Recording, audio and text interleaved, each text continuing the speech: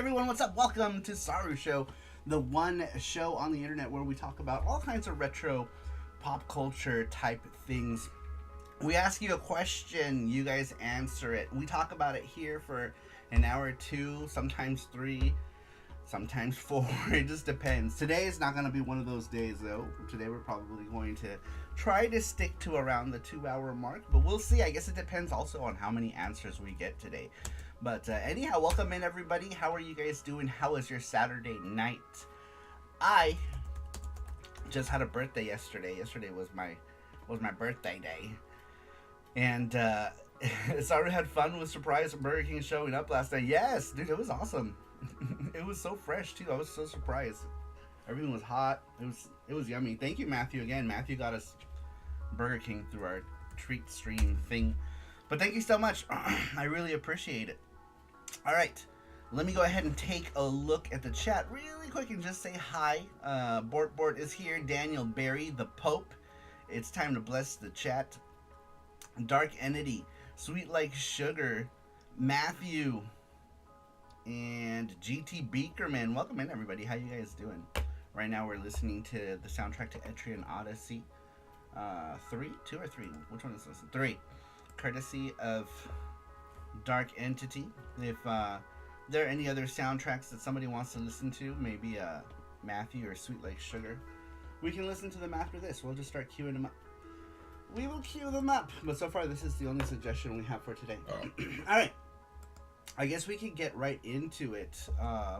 Well, maybe. Let's chit-chat a bit. So, last night, it was my birthday. We did our YouTube birthday thing that I do every year. I turned 33 yesterday, Sweet Like Sugar. And we did that for an hour and a half on YouTube. And it was cool. We chatted. Some of you guys donated. So thank you very much for that. And then we went on over to Twitch. And Twitch was cool. We played... Oh my god. We played for like 8 hours on Twitch yesterday. It was a long, long day. Because... we kept getting raided, so I was like, oh man, well, I guess I'll just stick around for the raid, because sometimes people will raid and people will follow, right, when you get raid. So I stuck around, I played some more games. Saru anda crudo? No, just tired. I didn't drink, I'm just tired. But, yeah, it was cool. You know, we had a lot of people. It ran for 8 hours. Randrick, what's up? Welcome in. How you doing, Randrick? Dark Entity says there was a major accident in the middle of town, so I had to take a long detour to get home tonight. Oh no. Oh no. Hopefully those people are okay. Pesky Raiders not letting Saru sleep. Graphics Gear. It was so funny. Oh yeah, and Graphics Gear was gifting hilarious gift subs last night. I can't even repeat them right now.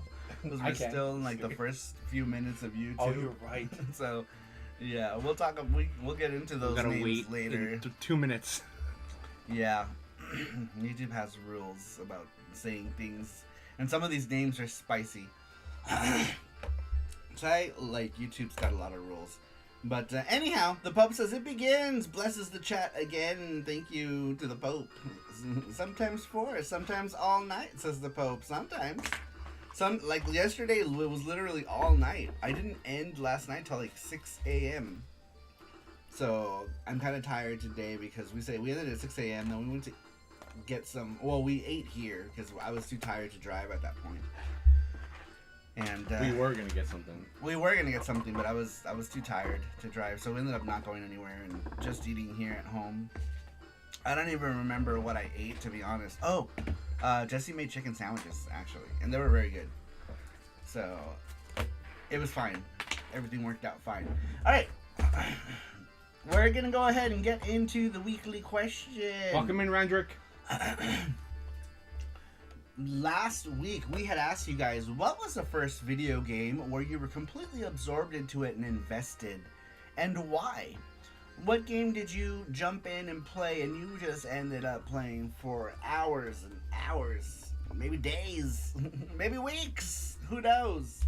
But we're going to go ahead and get right into it. So far, we've already got 15 of them, so that's pretty good. That's pretty good. The way that this show works is I'll go ahead and read through the questions together with you. We'll talk about the answers. We do a couple giveaways. Somewhere in the middle, we will do a gachapon giveaway. We have a little gachapon machine that has balls in it with stuff from Japan and pins and a bunch of random stuff. The ability to win a big prize. And then we do our video game giveaway, which is how this question here works. So you answer this question, we read it here tonight, and you get thrown into a wheel at the end of the show to either win a game from our random box giveaway, which is full of Japanese retro, sometimes Switch games. It just depends. Sometimes there's a bunch of other stuff. Or you can use that prize to win a charm. We make acrylic charms. Lots of people have been choosing acrylic charms, which is cool. Thank you. And you can pick any acrylic charm from SaruMaru.com. They come packaged. They don't come like this. They come in their own little packages. And you could also choose to do a gachapon if you're here and you win at the end of the night. You can say, I want to do the gachapon, and we'll do a gachapon for you with the ability to win something out of the big box prize, which has a bunch of different stuff. But now you know. And the question is pinned, says Matthew. If you want to go ahead and answer the question, you still can. You have up to the first half of this show to get your question in if you want us to read it and throw you into the wheel for prizes. Rander says, I'm so tired tonight. Been really tired all week. I think I'm getting old, guys. You and me both, sir. I've been running myself so ragged for different things, you know. I've just been busy with so much stuff. You know, I imagine with you, you're probably working a lot, and then you have a children's to keep you busy. Hopefully, you can get some rest, and I'll probably get some rest. Tomorrow's Sunday, and I don't do anything. So tomorrow, I'm gonna try to sleep in. Hopefully, Jesse doesn't wake me up for any reason in particular, and I can stay asleep. Because Jesse gets up and he likes to scrummage around. He's running down the halls, climbing on the furniture, wanting to be fed, like some sort of wild creature. Mother's Day tomorrow in the USA. Been really busy at work lately, says Randrick. Borpor says, yay, I want a free prize, and it's Saru's chair. Just kidding. You can have it. This chair is actually too small for me, to be honest. It's like, look at how much wider I am. I need a big boy chair. This chair is like a normal sized office chair, and it's too small. It's not even. It's actually like a smaller sized office chair. That one is a normal sized one. This one is like a narrow one, but it's not too bad. I hear Waterfall Woods in the background. Yes, I will be fawning over the music. It's beautiful. Dark editing. Put it up. Let me raise it just a little bit, just so we can hear it. Or maybe the computer itself. Jesse wants breakfast. He needs that food at 8 a.m. It's sweet sugar. Scratching at the walls. Well, I wake up just to go eat. Sometimes. Yep, he'll wake up I'll go downstairs, to go eat. and I'll sneak away from the room. Just so he could eat. He likes to eat in secret. That's okay. And you're like, what are you doing? Nothing. Looking at porn. He's like, watching porn? No, you're not. You're eating my snacks. I'm playing Mega Man X now. I'm on Flame Mammoth stage. Nice. Yay, I won. Oh, sorry, I read that already. Okay, we're all caught up. Watching that hentai, says Nuff Dragon, yes. The Pope says, I plan to fall asleep to the show tonight, although I sleep to everything. Lately, I've been sleeping to Reddit stories. I wake up to some messed up tales. That tells you, says the Pope. Well, if you're going to be falling asleep, maybe I can change to ASMR mode and read the questions like this. And we can put everyone to sleep, including myself. IKEA road trip for Saru and Jesse. They're doing a cool thing, actually, for IKEA. I do need to get some things from IKEA. I can't afford it now, but next month. Next month. I keep saying next month. Next month will come. But there are these little mid shelves for. I have Calyx, those Calyx shelves, and now they make like those mid shelves in my color for those shelves. So, sorry, I read a SaruMaru. They make those shelves so I can stack my consoles up, make them nice and neat. And what they're doing, so we don't have to drive to the west side of town now, is they're doing these little like IKEA like pop-up stores where you can have stuff from the main store be shipped to the pop-up store. So we're gonna do that because one of the pop-up stores is a mile away from us. So you can order there too. Yeah, or you can go there. Like, say we're like in that area, which we always are. We can walk in and just like order what we need, and then come back later that day and pick up that item from IKEA, which is so cool. That's so cool. IKEA building stream with Saru? Probably not. We never go to that side of town. It's like way on the we're on the exact opposite. So like we're on like the far east side of the valley, and IKEA is on the far west side of the valley. Southwest, we haven't been. Yeah, we are southeast, and that is southwest, and so. But we need to go more over there because there's a lot of like new Asian restaurants and stuff. Tons of new like Japanese places open. Korean too. Yeah, Korean and Japanese places down there, tons. And we haven't been to like any of them. Our side is Thai food. Our side is like tons of Thai food. That side is all Korean and Japanese and Chinese. Pretty much all of the different things. Meatballs, gravy, and mash are so good at IKEA. I only had it once. I thought we had it. Did we have with you. Oh, okay. Once, yeah. Yeah, we had it. We went to IKEA and did the whole, run around and ended up at the cafeteria. We got the meatballs. He'd never had them before. I'm like, yeah, you gotta have the meatballs. They're good. They're good. All right. Let's get into the thing. Sorry, my eyeballs are tripping. My eyeballs are tripping. Radrick says, I see Dark as a man of culture. Yeah, this is his music request. Was Etrian Odyssey 3. Which has some great music. Great music! Did this get released on anything other than the DS? What was it, DS or 3DS? There's a new Korean restaurant near the airport up here. It's a little Korean barbecue on the runway. Yum. I freaking love Korean barbecue. I wish I could have Korean barbecue every day.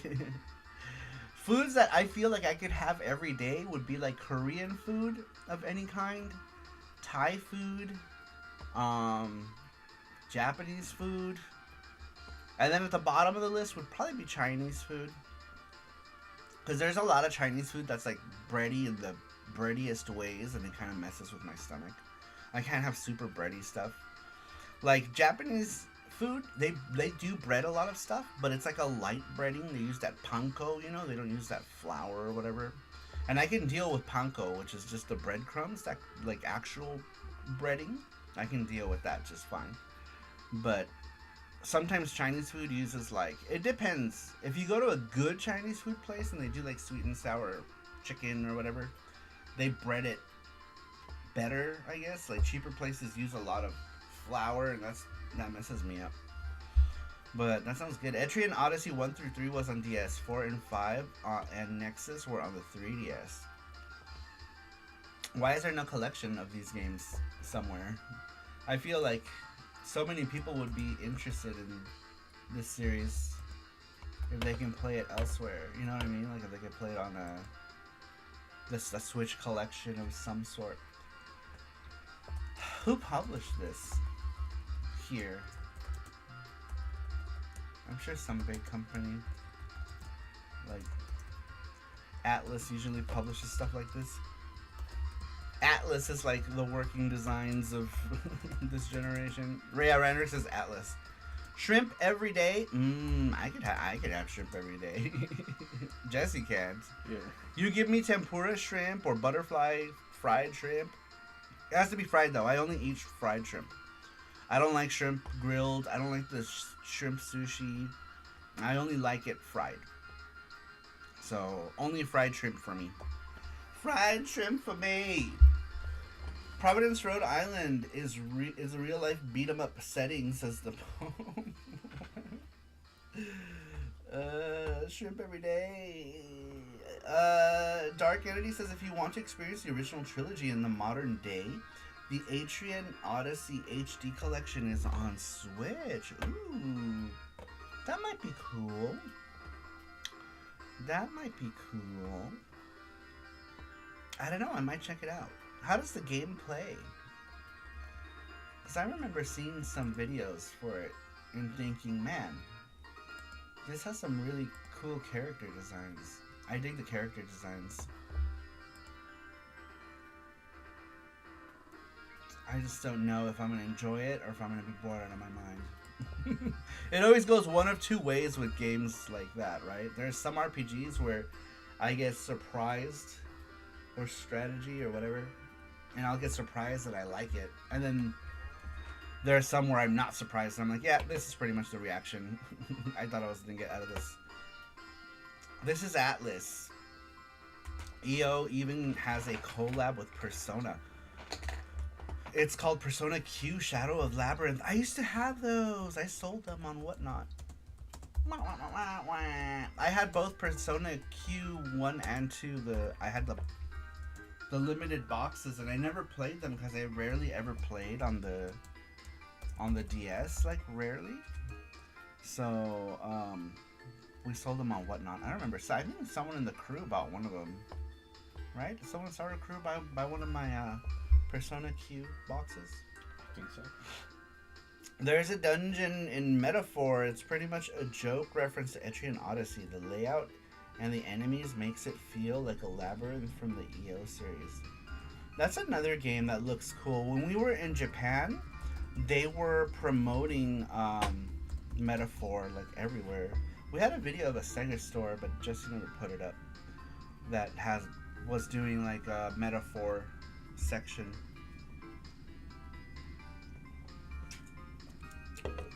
Hopefully he can put it up one of these days. I'm sorry. I'll put it up soon. The Pope says Korean food is surprisingly ample in Rhode Island, but all the good places are in the hood. There's some good KFC, but you run the risk of getting shot or stabbed. Oh my god. That sounds crazy. Let's see here. Dark Entity says, so the main gameplay loop is like Pathfinder, exploring a labyrinth where you draw the map as you go around. Every so often you'll encounter a random battle, but there's enemies on the field. Interesting. I'll have to check it out. The Pope says, I played Metaphor demo and I wasn't feeling it. Really? Maybe that's what I'll do. I'll try the demo for Metaphor. What is it called? Metaphor Re-Phantasmagorian? Lorian? Is it on the Steam? Is it on Steam? I think it's on all current stuff. I think it's like Steam, PS4. Is it on Switch? I don't know if it's on Switch. Because Switch has such a hard time running anything, you know what I mean? Pretty much what Randrick said, yeah. Etrian Odyssey is basically a modern take on the classic dungeon crawler like Wizardry. Oh. Maybe it's not gonna be my cup of tea. I was never a fan of the Wizardry games. I'm currently playing Metaphor, about 45 hours into the game. It's good, but damn. These games are so long. Nowadays, all games are super long. I kind of got discouraged to play more of Tokyo Xanadu when I found out that each chapter takes so many hours. There's like 10 chapters. I'm like, shit. And I had just gotten done playing through East 10, and East 10 took me 99 hours, or 96 hours, I don't know. East 10 took me a long time. Let's just say I probably played 100 hours altogether, whether that time was recorded or not. And yeah, so just coming off of 100-hour game, you know, to play a Tokyo Xanadu that was likely going to take me like 80 hours to complete was like, I'll come back to it someday. I've started Tokyo Xanadu like 4 times, you guys. And I like it, but I get discouraged. The last time I played it, though, I got the furthest. You know, that's a good question. What's a game that you play so many times but never finished? Does that sound like a good question? Yeah, that's a good question, actually. Yeah, what's a game you've started many times but never finished? That's how it is with me. Pirate Yakuza in Hawaii was a good short game, but to get most of it, you have to dump 100 hours into Like a Dragon Infinite Wealthland. To get the most out of that, you have to play all the Yakuza. Yeah, and those games also require a lot of time, you know? Those are they're hard games to stream, you know? Because they take a long time. I remember, who was it? I think Tsunami Sam was streaming Persona 4 The Golden, and it took her a long time to finish it. And then that was the last thing she ever streamed, so I don't know if, you know, she was like, man, I need a break forever.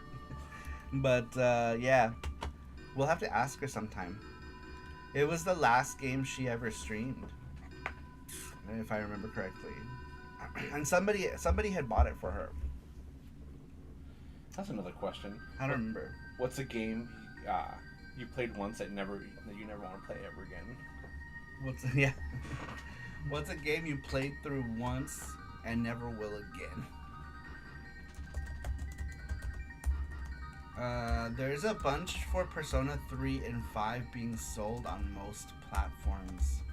I've only ever played through Persona 3 Fest and Persona 5 Golden are the only ones I've ever played through.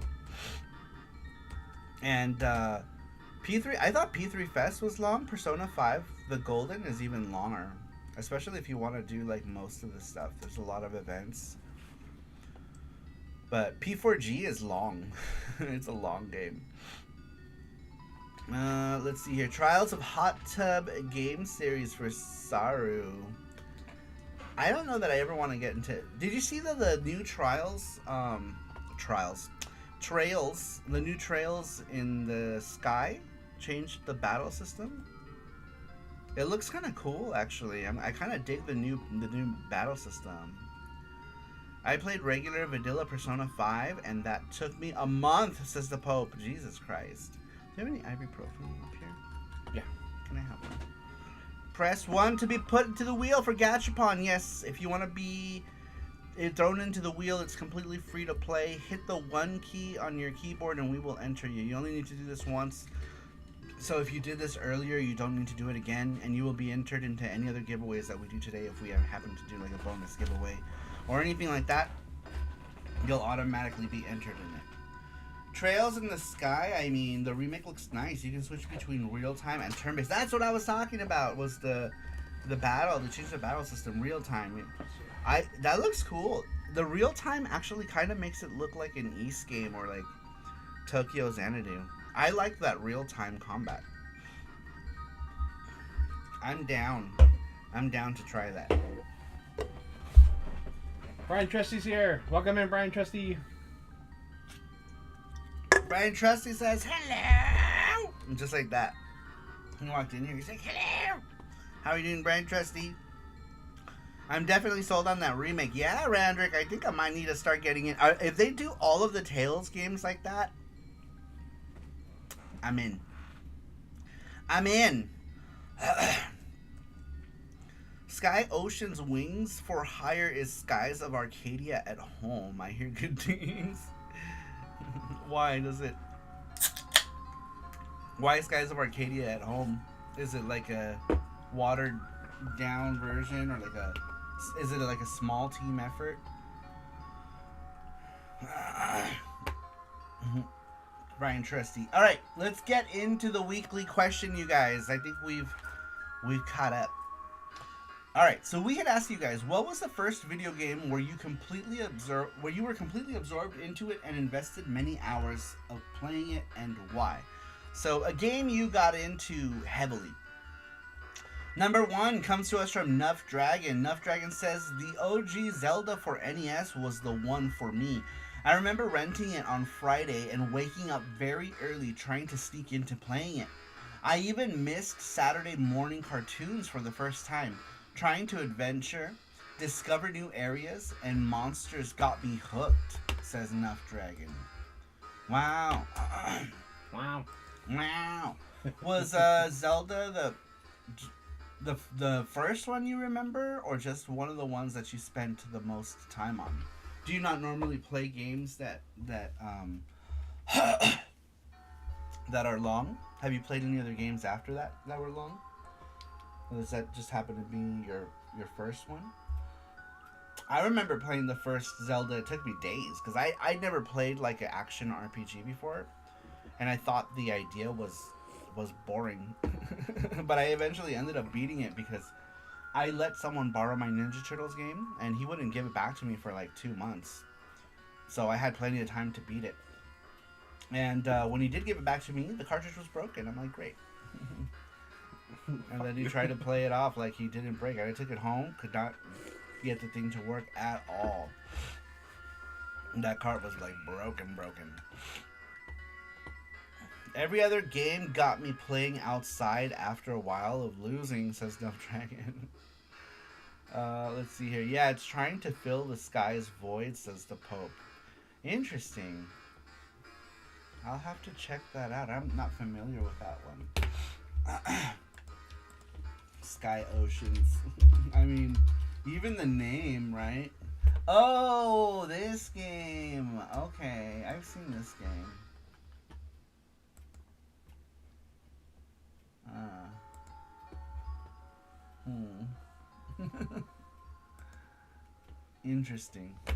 Interesting. Dark Entity says early adventure games like that, where you get thrown in the open without much direction, didn't mix with me for a while. But I'll admit, NES Legend of Zelda was pretty fun when I got into it. Yeah, you had because the game it starts off so cryptic, right? You start off in the middle of nothing, with no music, no nothing. You're just some character in this really ugly setting. And then you're like, what the fuck do I do? And then you get into another screen and the music starts and you're like, oh, this is pretty good. And then you play and you're like, oh, alright, this is cool. And then after, I don't know, it was maybe an hour for me that I played, and I put it down. I was like, alright, I don't think I'll come back to this again. And then randomly I came back to it 2 or 3 days later, played some more. And then I was like, oh, this is, I'm getting really into it. And then I came back to it a day later. The next thing you know, I was playing a little bit of it every day until I beat it. Let's see here. Okay, it was fun, minus the whiz robes later in the game. Those things can die in a fire. Oh, hey, the faux theme came on just in time for my thoughts about those things.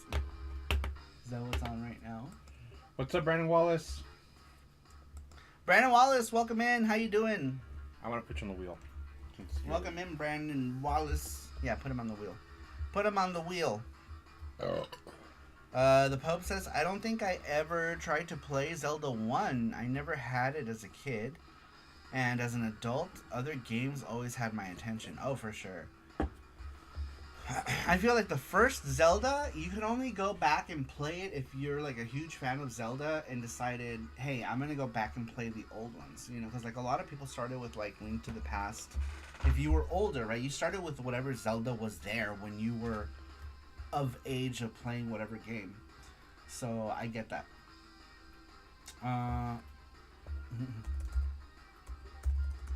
Even a Star Mario stream, FOE.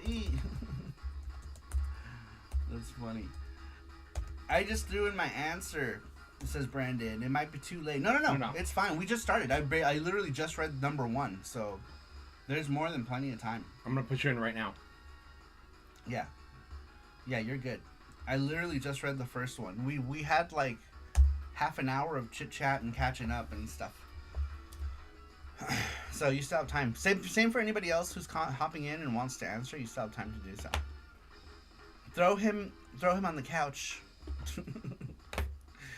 I started with Legend of Zelda Skyward Sword, but I went to go back to the older games as time went on. Yeah, so basically, you become a fan of whatever series during the generation that you're from, right? whether that be Link to the Past or a lot of people started off with the N64 ones. You know, that was their first Zelda games. You know, the people who are now the 30 somethings or whatever. Let me check. Beakermans. Yeah, he's number 15. Yep, I see you. You're there, GT Biggerman. You're there. Ooh, excuse me. Okay, moving on. All right, so Nuff Dragon says an NES Legend of Zelda was the one for him. Oh, one more question, Nuff Dragon. Did you play this? Is this like when you played this, was it back in the day, or was it like you got into the series and went back to play it? The Pope says, I played most of Link's Awakening remake and had a good time. A walk through the original works for the remake, says the Pope. That's cool. Bless you. Thank you. Blessed. Even though World of Warcraft made me a degenerate gamer, I think a lot of people did, actually. Yeah. I'm hoping to hear some of people's MMO stories here too, you know? What MMOs, because like, if there's any kind of game that's gonna get your attention for, like I said earlier, that's why I said earlier that it could be for hours, days, weeks, in some places months or years, right? Where you're playing these games. So I'm kind of curious to hear those stories, you know, those stories of, you know, life for MMO guys who have been playing, or gals, years of whatever MMO. That's what I want to hear. Sometimes it's years. Twisted Tear. Twisted, what's up? Says I answered the question with an MMO on the Google Doc. Oh, nice. He said, sorry I'm late and stuff. It's hot and I'm dying. Where are you from, Twisted? It's hot. It's hot here too. It got to 100 today. Damn, did it really? Yeah. Tomorrow too. The next day is gonna be 100, and then on Tuesday it's gonna be like 69. Like, what the fuck? Is it? Yeah. The weather's fucking weird.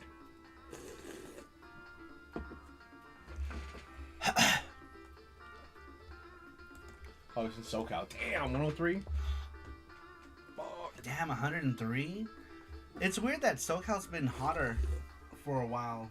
Soon we're gonna be hotter than everyone because we just haven't hit that. We're not in that era yet. We're not in that part of the story for Vegas yet. As soon as we are, though, I guarantee you we're gonna be well over 100 every day. We just have to get there. We haven't gotten there yet, surprisingly. They said it was 98 degrees yesterday and today, but it hasn't felt like it. I go outside and it feels pretty good still. So yeah. It's gonna get hot. Twisted says, yeah, the devil's still underground in Vegas. He'll come out and it'll be 120 soon enough. Soon enough, he will come out to party. It only gets super hot here when the devil wants to come out to play. Twisted is in my personal hell. I hate temperature that high. I can barely withstand above 70. Oof. I love it when I'm like, my perfect temperature is like 90 degrees here because we don't live in a humid climate here in Vegas. So like 90 degrees is hot enough to keep your body just like warm and nice, you know? But cool enough to where the sun won't set you on fire and you'll die. Well, maybe for me, I feel like I'm a desert baby, so for me, that kind of heat doesn't bother me, especially if it's dry. If the heat's dry, I'm good. But I'm happiest in like 80, 90 degree weather. I'm happiest. But yeah, anything over 100 is just like, it's too hot, right? Like, yeah. Once you hit triple digits, it's like unbearable. So that's how it, I think that's for most people. And we live here, right? We live here and we're used to the heat, but even normal human beings just can't take that. So yeah, once you hit triple digits, it's too hot. And I might just be getting older too, where I feel like just getting into the triple digits, it's too hot. But like 80s, 90s, perfect. 80 degrees would be like perfect, right? Could you imagine if we were 80 degrees all year? We'd have an overpopulation problem. Yeah. But I would love it if we were like 85 degrees. 85 degrees, I think, is a perfect weather. That's how it was when I was in the Bay Area. It was 70 to 80 degrees. 70 to 90. Yeah. Perfect weather. All year round, too. Dark Energy says 50 to 69 is my range. That's very specific. A few years ago, I was in the Philippines, and it was 100 with 500% humidity. It sucked so bad. That's pretty much that side of Asia, Southeast Asia, East Asia. It's once you hit like those months, what is it like? June, July, September, October. It's so wet. Japan was like that. We went in September one year, and it was just so hot and so wet. It wasn't so bad the hot. Like, if it was just the hot, no problem. Because here in Vegas, even if it's 115 degree weather, you can hide in the shade and be okay. Because the humidity is not crawling into your body and making you all sticky and gross and hot. And you're not boiling in your own juices, you know what I mean? You could hide from the sun here. But you can't hide from humidity. Humidity's everywhere. It's in the shadiest parts. It's everywhere. You just can't hide from it. So, yeah, I get it. We were in Japan, and it didn't matter where we went. You could only get in the shade to hide from the burning sun. But you were still cooking. Because the humidity, it was so humid. Your body's always cooking, you know? And you're all wet. Your back's all wet. GT Beakerman says swamp ass. Swamp, says Rover. What's up, Rover? Welcome. What is swamp? I like a good 50 degrees. Once it hits 70, I start sweating like nobody's business. It's made me wonder if I have some kind of thyroid issue, but I don't. Yeah, I sweat only if the temperature's like humid. If it's like dry heat, I only sweat a little bit on like my forehead. But the humidity will make me sweat everywhere. The humidity will make me sweat in all the places. All the places. What's up, Gordo? A recommendation from me to the world. Aloe vera cream. Moisturize. Every day I moisturize with aloe vera cream. Every day. And just put it everywhere. Put it everywhere. You know, it goes on my forehead. It goes on my elbows, my arms, my thighs. You know. Emphasis on the thighs. And it leaves you feeling like the good kind of moist and refreshing, and your body, you know, smells good. Aloe vera cream, you know, and you can even get like the cheap kind. Like, I'll get like bottles of Dermasil at Dollar Tree. That stuff works great. It works great. And I use it every day for the last 15 years, maybe? Ever since I moved back to the States, I've been dousing my body in aloe. For as long as he's known me, I've always used... Yeah, we should buy them in drums. I feel like we spend hundreds of dollars on aloe cream, even if we buy them at the dollar store. Because think about it. I'll go through one bottle a week. A week of it. Because I go through a bottle of aloe cream every week. Because it's just... Let's just get a bucket. You know, I shower. Yeah, I wonder if we can get that in that kind of size. I think so. Maybe. But seriously, aloe vera cream for your body. In these kind of temperatures, it's important to moisturize. I don't get people who don't put on anything and they're like, it's not manly to moisturize. I'm like, it's... Not only is it good for you and your skin, but it leaves your body not smelling like ass at the end of the day. So, I mean, some people like to stew in their own juices, I guess. But seriously, aloe vera lotion. Aloe vera lotion. Nuff says, I got your cream. I got your cream right here. Let's see here. I know, Nuff is a cochino. You're a cochino. Let's see here. Board says Bandai just revealed that they're going to be adding Pac-Man themed stage for Tekken 8. Cool. Dark Entity says, I like a cool 50 degrees. Once it's 70, I start sweating like nobody's business. Oh, okay. He said, Thyroid. Talk about genital fungus inducing humidity. What the fuck? Next question. Next question. Moving on. On that note, Gigi Beakerman says, my juice is... Alright, you guys. My biscuit. My biscuit. You can bake biscuits down there in this heat. Alright. No. Let's move on. We had asked you guys, what's a game that completely got you hooked and why? Number 2 comes to us from Screw the Net. Says, Hola, hola, Saru-san, Chan, Kun, Donald, Senpai, Sama, Panda, Prince, and crew. Panda Prince, that's cute. It was kind of hard as a little kid to ever have as much time gaming as one would have preferred, even by my pre-teens. But if I had a Saturday afternoon...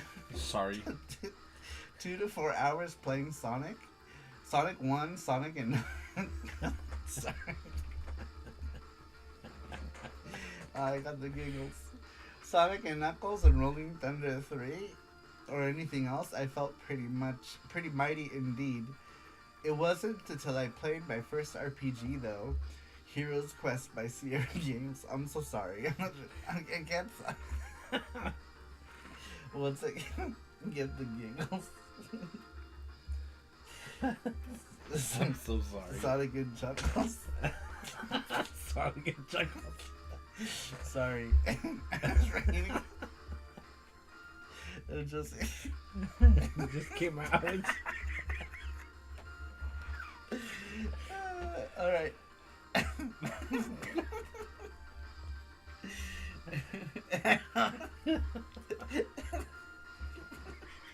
It was so loud. Trying to read the stories and say, bah! Okay. So they're coming like, what the fuck's going on? Why is this guy giggling? Let's get back to the story. Where was I? I'm just gonna start over. Okay. He said, it was kind of hard as a little kid to ever get as much gaming time as one would have preferred, even by my preteens. But if I had a Saturday afternoon of 2 to 4 hours playing Sonic 1, Sonic and Knuckles... Stop! Sorry. Let me read this. Yeah, I'll step out. Sonic went up to light speed. He said, Sonic and Knuckles or Rolling Thunder 3 or anything, I felt pretty mighty. It wasn't until I played my first RPG, though, Hero's Quest 1 by Sierra Games, back in the early 1990s, that I spent hours grinding and trying to just... Who is that? Why are you using Redemption? Who is that? Go to your room. Where was I? Sierra Games back in the day, in the early 1990s, that I spent hours grinding trying to just adventure to have fun. After that, I got hooked on a role-playing game like never before, and we would happily lose weeks and months to Wild Arms 1, Final Fantasy 7, 8, 9, dropped by smelly Final Fantasy 9 after 2 or 3 weeks, and Final Fantasy 10. But nothing could prepare me to the life I sacrificed night and day enjoying big games like Diablo 2.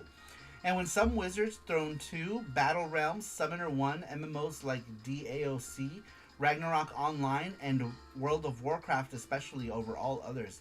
Even Dark Souls took less of a chunk than World of Warcraft did. Hope my comment wasn't too long. Saru-woo-woo, Maru-woo. We will be friends. Be well, friends, says Screw the Net. That was a good answer. Finally, someone brought up World of Warcraft. I was wondering when someone was going to bring up World of Warcraft. Man, I did get into a lot of these though. Final Fantasy 7 and 8. I got into heavily. And then 10. I couldn't get into 9. And 10 was only just kind of meh. I think what got me through 10 was the jump in graphics. You know, because the graphics was like new and there was like... It had cool characters, but the story was meh. But it was alright. It was me. Yes, Randrick, that's a Taito ashtray. Oh, this is old. Good eye. Yeah. This is from our first Japan trip? First? Yeah. It was our first. I don't remember who handed that to me. Somebody handed that to me. We were at the title station, and the lady, because we want a bag, and I asked her, I was like, about the ashtray. She's like, I told her I like this because she spoke a little English. Yeah. And she's like, oh, do you want it? You can have it. I'm like, oh, yes. So yeah. Somebody gave it to Jesse. Saru Crew is like Saru's room is our room, says Matthew. Dark Entity says, I never got to play WoW. The only thing I remember about it was that there was some kind of blood plague at one point that made it near unplayable for newcomers, says Dark Entity. I got into WoW up to like level 20 and then I was like, that's enough. I was looking for something to replace my yogurting crave. I had such a addiction to yogurting that I needed something else to fill that void, right? And WoW was not it. I tried, but it was not my cup of tea, my world, nothing. I gave it to level 20. I said I'll play it to level 20, and if I still feel this way, I'll stop. I never really got into it. What year was that? That was it would have still been like what is it called when it's like the classic World of Warcraft? What's the term that they use for it? I remember. Damn it. There's a term for it. Yeah, there's a term for it. But either way, I started with the OG World of Warcraft. Vanilla. Yeah. This was right after the yogurting shutdown. I needed something. I was like, I need something. But after, like, I think in the second expansion, they made leveling easier. No, it wasn't the leveling. It was, because I don't, like, for me, grinding was not a problem. It was the world, the aesthetic, like, it didn't catch me. The play style, like, everything about it was boring. What did you play as? A Tauren. A Tauren. Horde? Yeah. Oh, that's why. You gotta play, Alliance. Horde sucks. Oh. Well, just me. I'm just joking. But anyway, I didn't get into the aesthetic of the game at all. Really, like the look, the feel, like the gameplay itself. Like I just couldn't get into it. It wasn't my cup of tea, and I tried. What up, Famicom Collecting? Welcome in. Well, to be honest, the only reason why I played so long was because friends. Oh, that's it. How long did you play WoW for? Ooh, 3-4 years, I think. Do you want to tell us anything else about it? No, I'm okay. Sorry. No, you can. No, I'm okay. I was asking, like, about guilds or whatever. Nah. It's boring. It's boring. Rover says, I tried WoW for 2 hours and I was bored. I played WoW until Wrath of Lich King, but nah, I prefer Diablo, says Twisted. Pubs title Ashtray for lighting up fatties and playing Pulirula. I feel like you need to light up fatties. Too bad, like, you can't really smoke weed in Japan. You can in one place, in Osaka, and you have to do it at the establishment. I don't know if that's even still a thing. But there's a place in America Mura where you can go and smoke the weeds. The fake weed thing? Or is it real? No, I thought it was like actual THC, wasn't it? Really? They do THC, but they do it in like things you gotta smoke from. Oh yeah, you're right. Yeah. Because it's like a controlled They control it. Oh yeah. Guild Wars was good. Was a good one too, says Gordos. Nuff Dragon says my cousin got into Ragnarok after D2 and World of Warcraft. I used to play the original Ragnarok because it was so cute.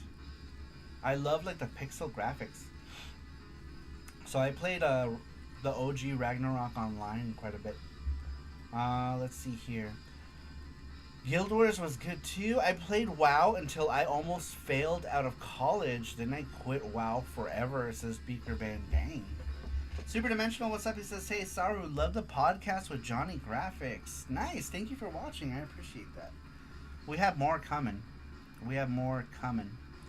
There should be another one coming very soon, actually. I don't know. I guess it depends on his upload schedule. But we did another one recently. Very, very recently. Famicom says, I played WoW. That's what I'm talking about. Wow. Now that's what I'm talking about. Wow. This is Famicom. Etrian Odyssey 3 boss theme, says Dark Entity. That's what we're listening to right now. We're listening to the Etrian Odyssey soundtrack, which was a Dark Entity request. We'll need something else to listen to after this. What should we listen to after this? Oh, we still got a lot of tracks to go. Never mind. We're like halfway through this soundtrack. I'll open up, what should I open up?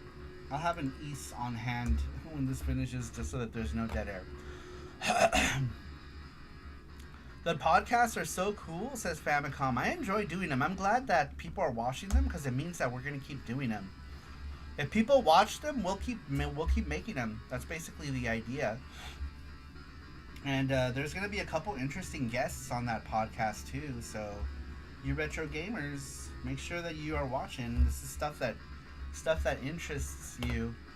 And if you have no idea what we're talking about, and you're into retro gaming podcasts, then let me show you. I will link it.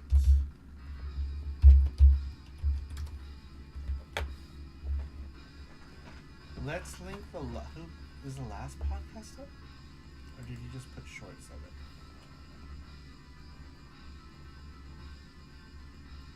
Oh, I guess it's just shorts on that one. I thought he put it up because I saw the short the other day. I was like, oh, he put it up quick because we had just done it, so I'm guessing he did shorts of it. That's smart though, put a preview of the videos. People could be like, oh, this is going to be up next. Yeah. Oh, that's cool. Intro. The intro. So here is... I hate that, yeah. That's annoying. Why does it keep coming up? Go away. Oh, it's because this is here. That's why. Look. Oh. Hold on. on. Over says, speaking of increased interest, my dev live streams have been getting more people lately, which is super cool. That's good. That's awesome. We need more people.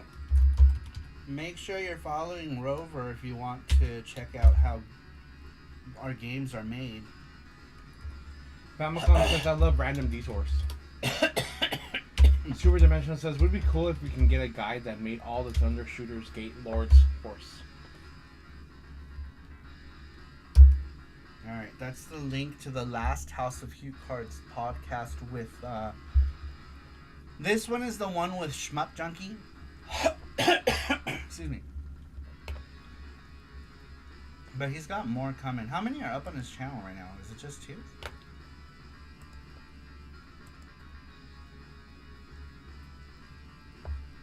Oh, he has the audio podcasts up, though. Doesn't he? Or are they just shorts? Either way, Johnny Graphics, cool channel. Check him out. Check him out. Good stuff. Alright, let's get back to the weekly question, you guys. Next one. Angry Dev shouts at monitor streams are the best, says Gordos. Yeah, that's basically Rover. Speaking of increased interest. Oh, okay. The Momotaro propaganda was the best part, says Famicom. Also, Gordos, How is Gordo's? I didn't even see Gordo's hopped in here. He said, I played an undead warrior and a dwarf on WoW. Guild Wars was good too, says Gordo's.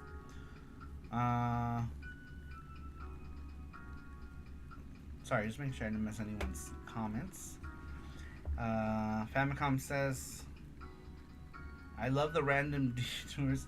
Alright, moving on. We'd ask you guys, what's a game that got you hooked? That hooked its claws into you and you just couldn't get away. Number 3 comes to us from Cybergirl007. Cybergirl says, it probably would say Legend of Zelda for the NES. When I got into something, I can completely lose track of time. Wow. That's true. I mean, that might be the first for a lot of people. That was what Nuff Dragon said was his first that he lost. Not lost, but put in a lot of time, right? For the first one. Rover says, Nyanja demo is just about ready. I just have a little work left on it. Yay! Yay! Yeah, we should get that up. We're down to the last bits too. I have assets for the last stage as well, Rover. That I gotta send you. I'll probably do it tomorrow. And maybe we can wrap that up. We can wrap it up and add the playable bits, and then we can add all the other things, right? Like story bits, whatever. I am good. Just prepping for Mana Day tomorrow. Making buttered chicken tomorrow. For Mama Day. Mama Day? Maybe. I think. Maybe Mama? Did you mean Mama? Mother's Day? Secret of Mama? Alright. Moving on. Number 4. Don't forget the extra character sprites for the air kick thing. Oh, you're right. I forgot about that. Thank you. Remind me, please. I need to do that today. Okay. Copy that. Just put it in the Discord. You're right, Rover. I forgot completely. Thank you. I'll do that tonight. I will do that tonight. Okay. All right. Moving on. Number 4. Same question. Which video game completely absorbed you? Dark Entity says, there's no way I can remember the first one, but the one that I always remember the most fondly is Etrian Odyssey.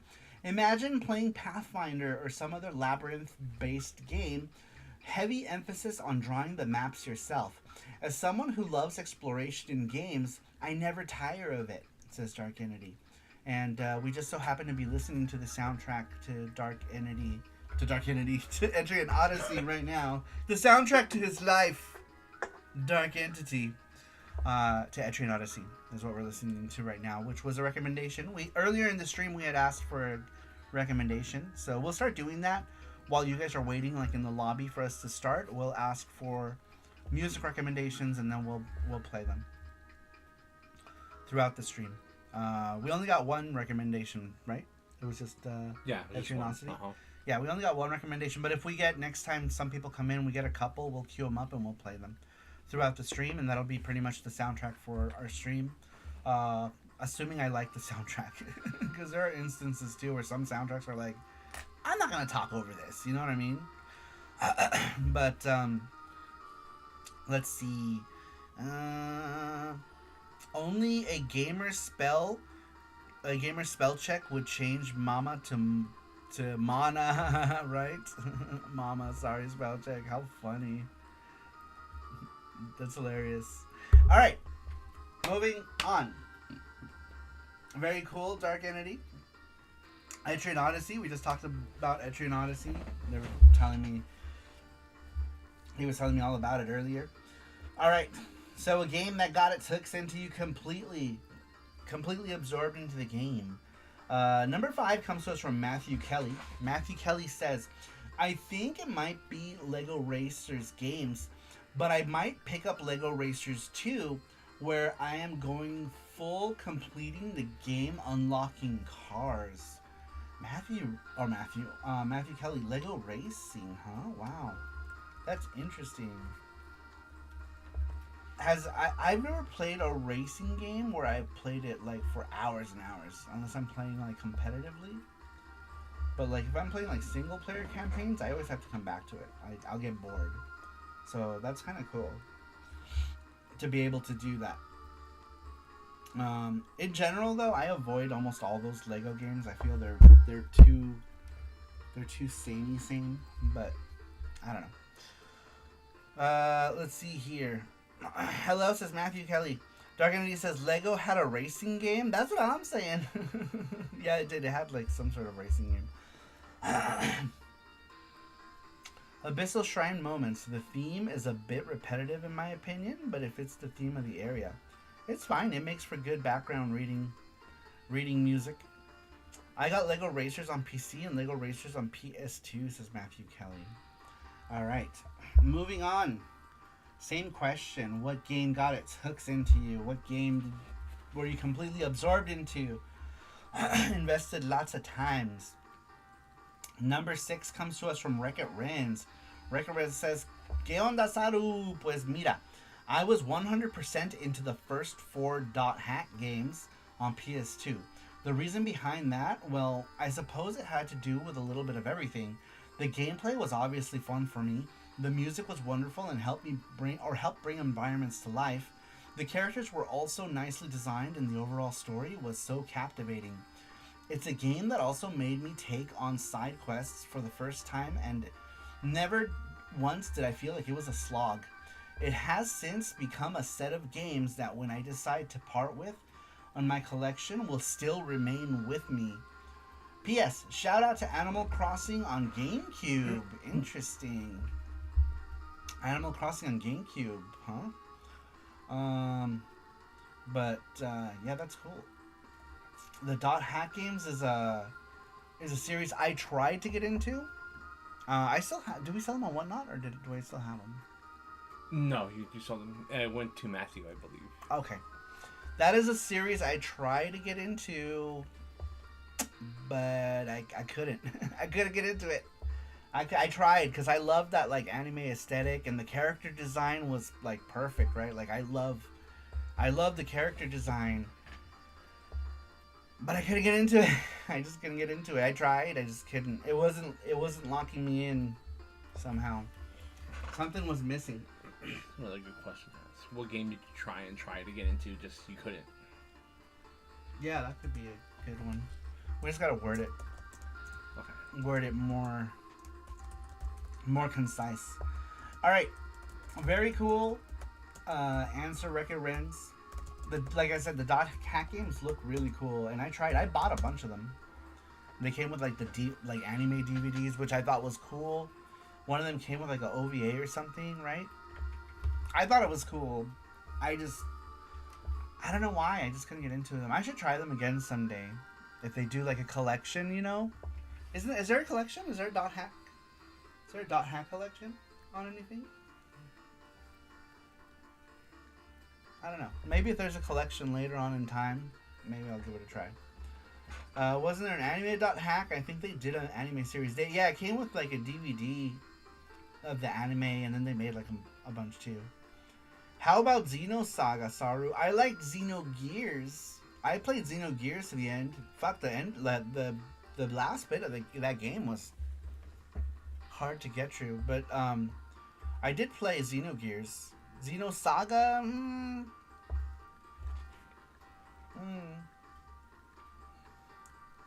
I tried playing the first. Sorry, I bit my tongue. I tried playing the first Xenosaga. What was it? PS2. I've seen a friend play Xenosaga. Just couldn't get into it. Xenosaga, also a series I was priced out of by the time I wanted to get into it. I have Japanese PS2 now, so I could get them real cheap and play them with the Google Translate. Says the Pope. You could.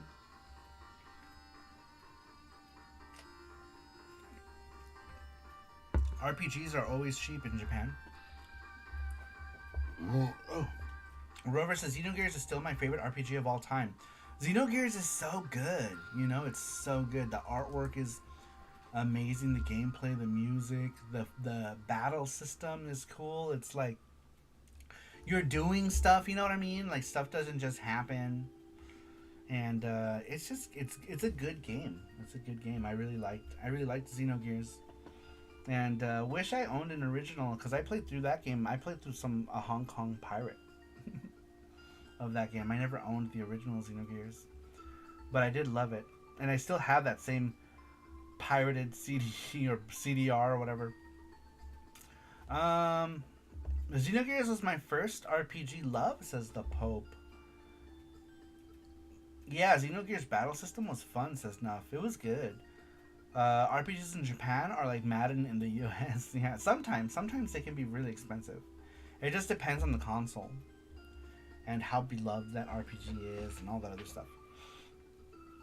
B-Train animated hack sign, says Matthew. Look at Matthew, I had no idea. Xenogears was almost going to be Final Fantasy VII, according to rumors, says the Pope. Really? Wow. Interesting.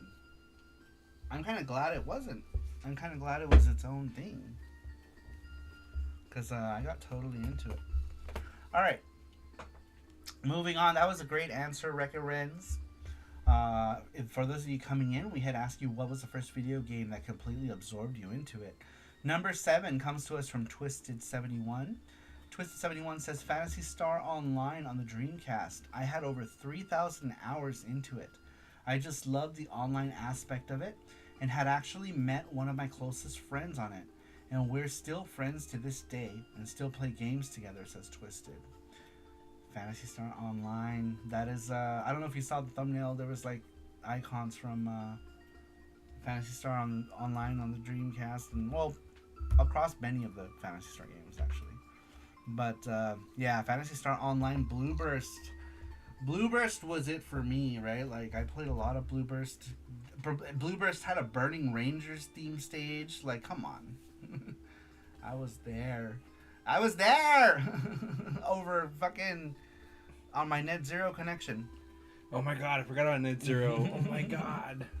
Yep. Dude, it was hours of fun. I remember getting those free CDs on the mail. Yeah, I get those. 100 or like free hours. Juno was another one. Yeah. Those days. And then I got DSL and it was like I never looked back. Nope. We got DSL in the year 2000 actually. In the year 2000 we got DSL internet. Broadband, it was the future. Yeah. My first broadband connection was in 2000. Like, literally, like, it's a new year, new internet! Y2K didn't happen, we're not dead. We're not dead. Time for internet. Let's see here. Xenogears was almost good. Maytrain. Diak sucking lips. PSO is in all of the classics that I never got to play for whatever reason. I was all in on Dreamcast. PSO is an all-time classic, is what he said. Sorry, I read that so broken. Yeah, PSO is cool. I didn't play any of the other ones. I was only into the Dreamcast PSO. You know, because I had friends who played it. When you have friends to play stuff, it's different, right? I feel like it's better. And, like, nobody was playing... Dick!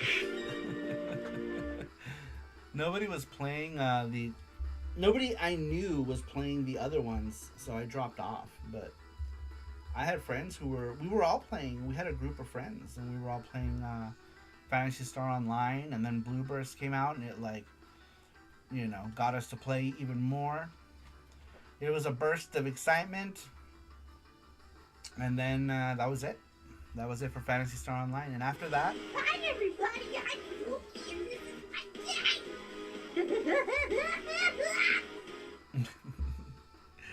And after that, I wouldn't play another MMO until Yogurting, and then Yogurting absorbed my entire life, pretty much. I would go to work. I even played Yogurting at work. I used to take a laptop. At the time, I had this like little gamer laptop made by some China company. I don't remember. That thing used to get so hot. But it was cute and small and little, and I used to take that to work. And I used to play yogurting at work. I actually still play since there are a ton of fan-made servers. Oh yeah, because there's that like DC Pi or whatever, right? That you can play. Right, you can Raspberry Pi connection to your Dreamcast. If I had the time, I would play. Unfortunately, I don't have time to play games on that scale anymore. Otherwise, I would. That was fun stuff.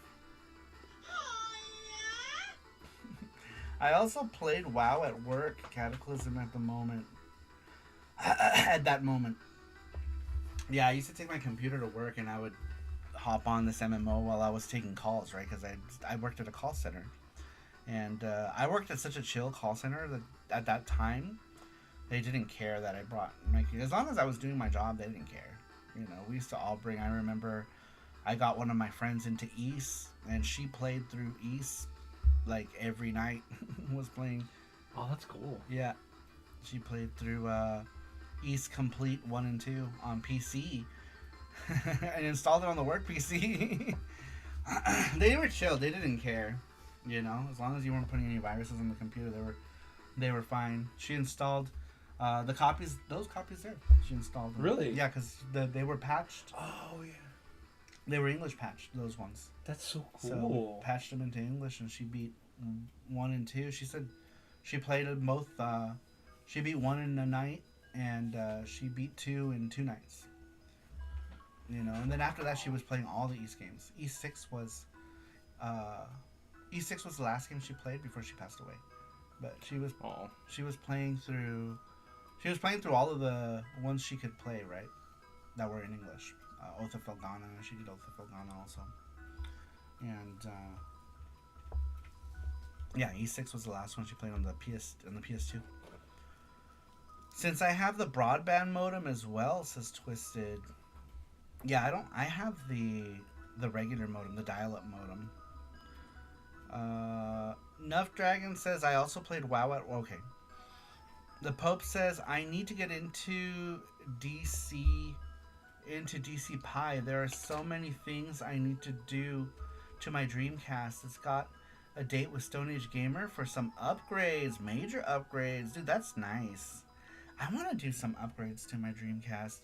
Though I think the first thing I want to do is rip my mode out and put it in the Dreamcast I have a Dreamcast that has a broken lid. I should have put it in that one. One of them has a lens that doesn't work. I'm hoping I didn't take the one out of the lens that actually works. Because then I'm going to have to put that back in. But I want to get like a quieter fan. I want to get a new shell, you know, since I'm not really using the shell, really. Maybe I can get a shell that doesn't require me to do anything crazy or access the hard drive easier. I don't know. Let's see here. I heard people passing away while playing games like D2, malnutrition. Yeah, you know, sometimes there was that one guy on Twitch. Did you guys hear about the guy who was like sitting for so long? Oh yeah. That when he finally stood up, like he got cardiac arrest. Because what happens when you're sitting so long and you're pinching your nerves, your body starts to build up an acid, right? Protein, I think. Is it a protein? I don't remember. Your body starts to build up like a protein or an acid, and then like as soon as you let those proteins free in your body, they pretty much poison your bloodstream, your kidneys, and and that causes cardiac arrest. And so the guy had a heart attack, basically, and he died, which is crazy. Twisted says DCs are so easy to mod. I just did a shell swap on a friend's and also installed the mod with the 2 terabyte SSD. Yeah, I have a 1 terabyte SSD in mine, and I don't even have that many games in it. I don't know. I need to move stuff to my SSD. I guess I can use my new desktop. One of my computers has like a port for an SSD. I don't remember which one it was. But I need to just do that and connect it so that I can move data over to it. I need to one day just sit down and put as many games on the mode as I can and then do a Dreamcast. Dreamcast day. And I need to find my SCART cable. But if I don't find my SCART cable, I do have one of these guys. I have a Bitfunks HDMI adapter for the Dreamcast. But I'd rather find my SCART cable. But if I don't, this will work fine. I'll just use this. I heard that these are the least offensive. The least offensive of these adapters. So you know how they make all those cables and stuff? Oh, yeah. They say that these are, like, decent. My Dreamcast SCART died. I should check to see, make sure mine is still okay. Mine is around here. Butt funks, says the Pope. Yeah, because they make a lot of these, like, level hike and blah, blah, blah. I think I found the DC downstairs. Oh, really? Yeah. The SCART cable? Uh-huh. Oh, okay. Because we can just use SCART and connect it. Because my Retro Tink, we can just connect SCART into the Retro Tink. Yeah, that'd be cool, actually. I don't know why I even bought this adapter. I bought this adapter because I didn't know where any of my SCART cables are. But I'm so dumb. I could have. I was connecting. I have a lot of, like, what are those cables called? HD Retrovision. So I have one of them that's an SD video cable. An S video cable. And then I have a component one too. That's this multi AV. This one, the multi AV one, I use for the PC Engine because the PC Engine SSDS3 has the multi thing. The multi thing. So yeah, I just use that. I should hook my Retro Tink to the wall or something. I feel like, ooh, I should just stick it to the computer. Yeah. Because it's the computer is like, and it's cool over here. It'd work. Yeah. We should get those,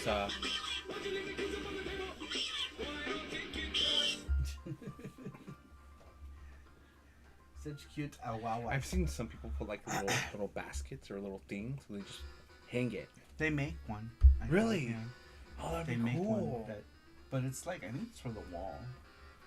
It might It's work like there it too. has screws. Oh. So you have to like screw it into the wall, or maybe stick it. I don't know, but I know that they actually make one, like a thing That's to cool. put it in.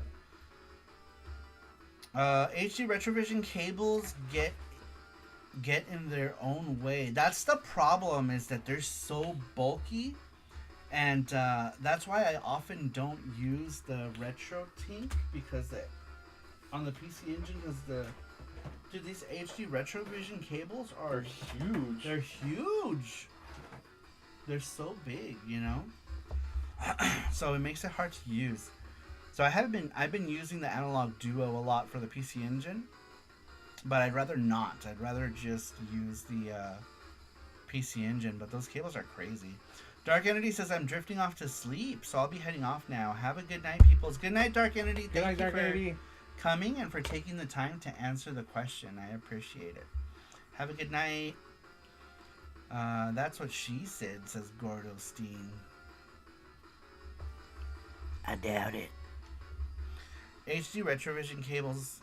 I have a Japanese DC broadband adapter. Not sure if it's any different than the US one. I think it's the same port. What up, nerd? Welcome in. Nerd! Twisted says I did the DC HDMI mod on mine, but it was such a pain in the booty, but worth it, says Twisted. Yeah, I don't want to do anything that requires me to do any kind of modification to the board or drilling holes in the cover or anything like that. I'm too lazy for any of that. The Pope says the Insurrection SCART cables are perfect. But there's no Dreamcast cable for them. It's all shady adapters and expensive SCART cables, says the Pope. I have a cheap SCART cable. I bought my card cable for, like, I don't remember, like $20 or something somewhere. But it works, but it's an inexpensive one. And it's not as long as these cables. Yeah, and the SCART cable is just one cable, you know? So I would just need that into the Retro Tink, and I'm good to go. I'm good to SCART. I'm good to SCART and shart. Alright, we had asked you guys, what was the first video game where you completely absorbed into it and lost your life playing games? You were just playing so much that you just went to the other realm.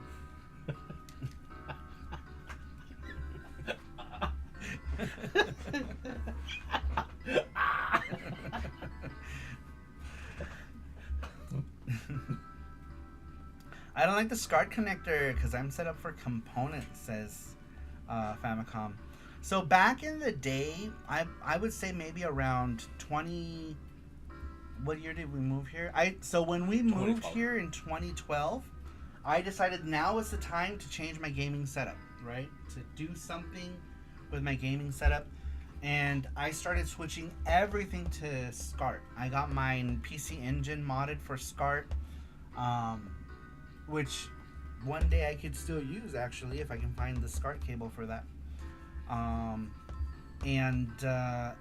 I set up everything SCART. The Super Famicom, SCART. PC Engine, SCART. What else? Neo-geo CD, Sega Saturn. I went SCART with everything. And I don't know, at one point I just started using... Oh, it's when I got the RetroTink.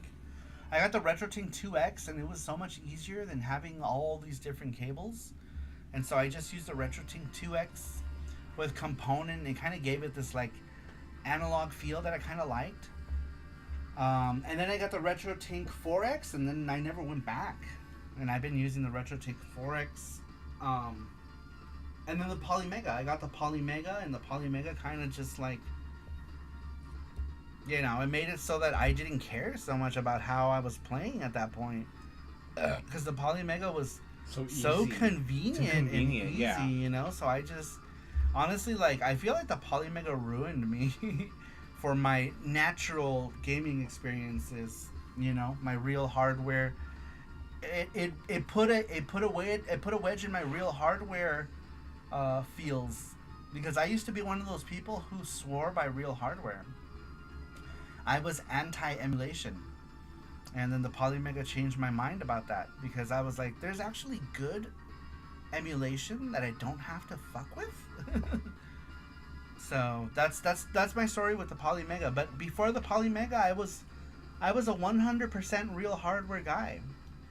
Because it also gives, like, people who watch you, it gives them, like, some sort of, like, hard-on to know that you're playing on real hardware. But, and I was one of those people, right, who was like, oh, real hardware, nothing. But, like, I'm not like that anymore. You changed. I changed.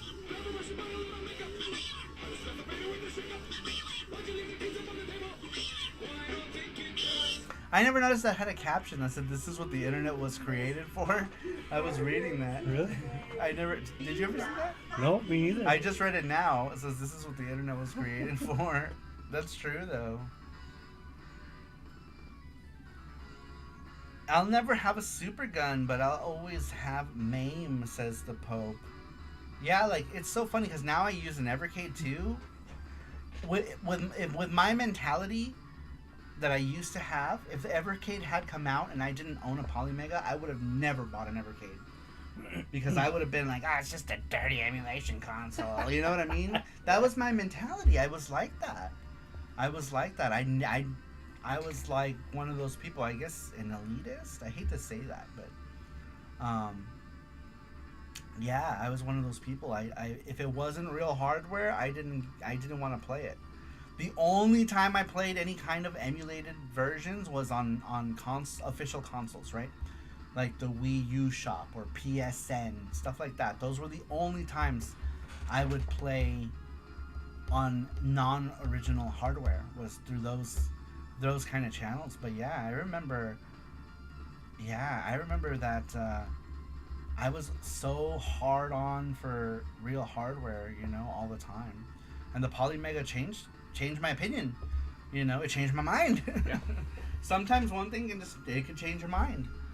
Rover says, I still remember that one time you did a Polymega stream and you had that one dumbass who came on right as you ended it and whined about playing on real hardware, and I whacked him, says Rover. Oh yeah, some guys like real hardware. Like, it's so funny because I was a real hardware guy for so many years, you know. So I don't know. Some days I wish I never canceled my Polymega order. Oh, you canceled it? Oh, I didn't know that. I thought you were one of the ones who got it. Because we were talking about all the people, and your name came up. But it's just weird, man. Because like I said, I've been anti-emulation for so long. Because so much emulation, there's always something. You notice something, right? And you're like, And I noticed that so many games that I liked to play wouldn't work right. So like Sega Saturn, worked like fucking dog water.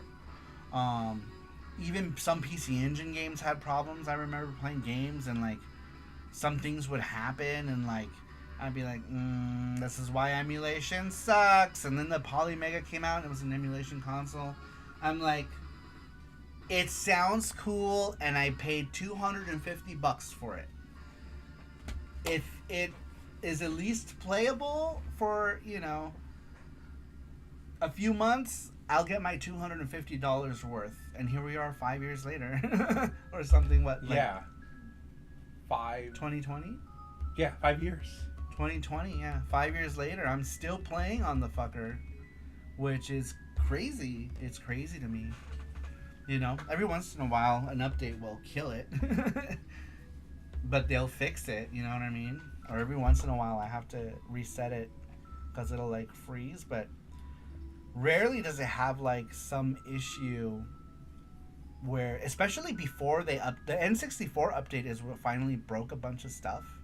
But before the N64 update, dude, the thing worked perfectly. Yeah. So, the before the N64 update, it was flawless for me, There was a couple things that didn't work on it that don't work on anything, like Popful Mail and stuff like that. But for the most part, dude, that console it's been good. So, it kind of messed up. Where I was going with this is that I was always such a like heavy real hardware guy and had all my consoles hooked up, and the Polymega made me lazy as fuck because it became more days where like I'd have to hook up the Super Famicom and then be like, where's this cable? Yeah, where's this cable? Why We're isn't looking it for working? AC adapters. We figure out that the cables break, or I have a broken controller, or something. Always, every day, something, right? Because old hardware tends to break, and so it became the point where like, there's a Polymega, like just playing the Polymega. Yeah. And then every day it was just like, let's just play on the Polymega, and the Polymega was always, it was always here. And now we have a gaming computer here. I need to find a better setup so I can have my Polymega here all the time again. But I have a gaming setup now here that is a very important part of the setup now because I play all of my Steam stuff on it. So I like having this computer here. So I need to figure out another place for the Polymega because the computer is more important because I do a lot of stuff on it. So the computer is important in this place. Alright, I missed a bunch of things. Let me see here. Rover says, I did... Wait, hold on, what?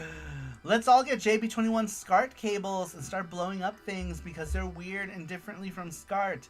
Oh yeah, Japan uses their own like SCART cables. I made that mistake. When I first started getting into SCART, I got a JP21 SCART cable and couldn't get it to work because I'm like, what is this for? I didn't know. I bought because it was an official cable for some Sega one or something, and it was like, this does not work. It does not work. But anyway, let's see here. Nurse Strategy says, Gordo, we don't need to hear stories about your mom. Your mom. The Insurrection Scar cables are perfect, but there's a Dreamcast cable from them.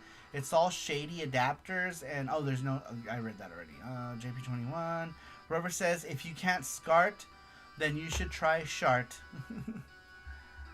Nursery says, I got a rock. I'm on SCART for my OG 16 and 32-bit console, says GT Beakerman. Yeah, I was all SCART. Everything was SCART for me. I literally used the Genesis 2 HD Retrovision for multiple consoles with adapters. Oh, that's right, yeah. I don't have those other adapters. Or I might, somewhere, actually. I might have the Sega Saturn one that plugs into that. I don't know. I'll have to look. Let's see here. I mostly play on FPGA consoles. I'll never have a super gun. I bought one of those discless Saturns with the Saru, and it's pretty amazing though. Through SCART, says Twisted. What's the compatibility on the Saru now? I heard that it's getting better. I kind of want to get a Saru for Saru. According to certain Saru during Pink Gorilla, N64 is the best console ever made. The best. Blurry Flurry N64 graphics.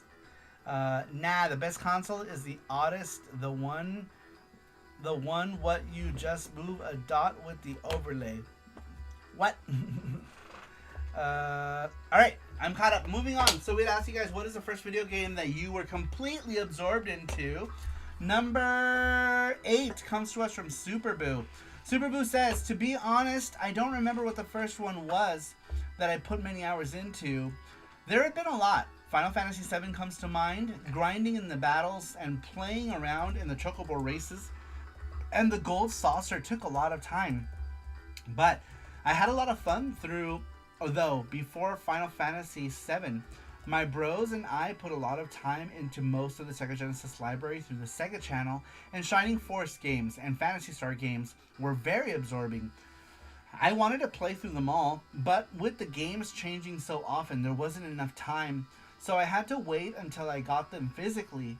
Even then, I still had to wait on Phantasy Star 4 because it only had 2 save slots, and both of my bros were playing through it. I enjoyed watching them play and seeing the story, though, says Superboo.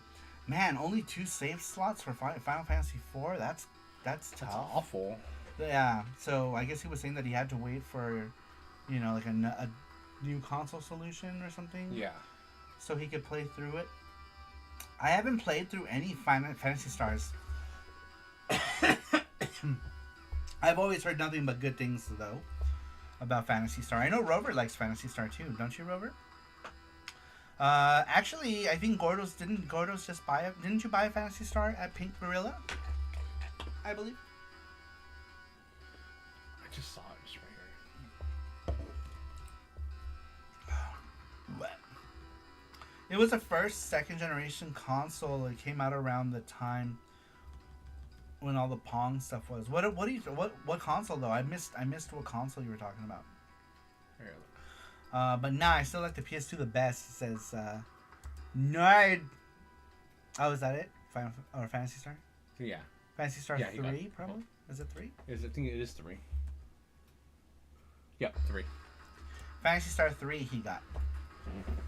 Phantasy Star 4 was my thing. Never finished 1 or 2. Thought 3 was garbage, says Rover.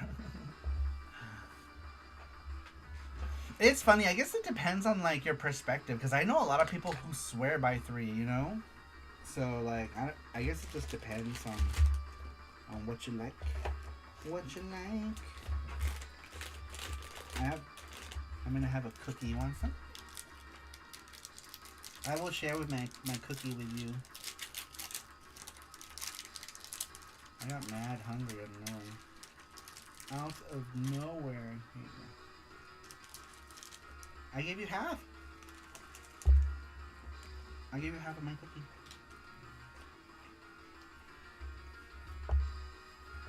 The 3 is one of those love it or hate it games, kind of like Final Fantasy VIII. I liked Final Fantasy VIII. I don't know why so many people didn't like it. And a lot of people hated Rinoa. But I was fine. Oh, the Odyssey. Okay, I know the Odyssey. Okay. The Odyssey. In a perfect world, we'd have Final Fantasy Star 16. And its protagonist would be pissing people off by being a guest in Tekken, says the Pope. Alright. Moving on. Actually, let me finish my cookie. I woke up half an hour before I had to do SaruShow. I have been running myself ragged for like a week straight now, working on different things. It sucks because you get sleepy like during the night, and then it hits like at like 10 in the morning. You're like, woo. It sucks is when I get sleepy is when I'm in the middle of working on stuff, and then I work through that stuff, and by the time I finish working through that stuff, I'm awake again. So like, then I just continue working on more stuff. But this week I've just been nonstop working on things.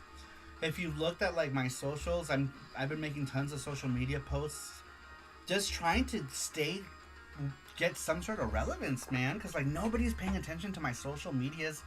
You know, nobody interacts with anything. Nobody comments on anything. It's like, fuck. It's so hard to like stay relevant. And I don't know why it's hard. And I try. I try so hard. It gets discouraging sometimes. It gets discouraging, you know, but like, and it takes so long too to create like a bunch of social media shit. You do something and you get no interaction. You're like, oh, okay. Yeah. So it's hard. So I've been up just trying to grind on different things. Let's see here. In a perfect world, I could finish making games faster, and we would be on our third Nyanja game right now. We have. Speaking of third Nyanja game, we have planned up to 3 games for Nyanja, Rover. I don't know if we ever told you that, or if I ever told you, but I have three planned for Nyanja.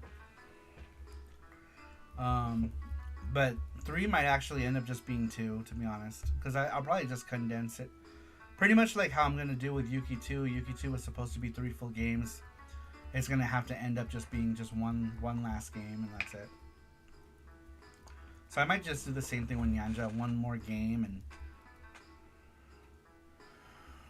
But I have so many game ideas that we can move on to other things. Or well, let's try adding cats slow. Robert says, because you don't have any controversy, start some shit with another artist and call them names and show fake pics of their dick and you will get lots of attention. Yeah, I guess people like only pay attention if you're polarizing, I guess. I just woke up. JT says, did my answer been read? It has not, JT. Stick around. Stick around, JT. And we will read it. Nyanja 3 got cancelled due to Jesse's burps. It was so powerful, it killed Nyanja in-game. Well, the next Nyanja game, I want to make an action platformer. And just reuse a lot of the sprites, right? Like the character sprites will all be reused. It'll basically be a lot of the same game reused in different aspects, right?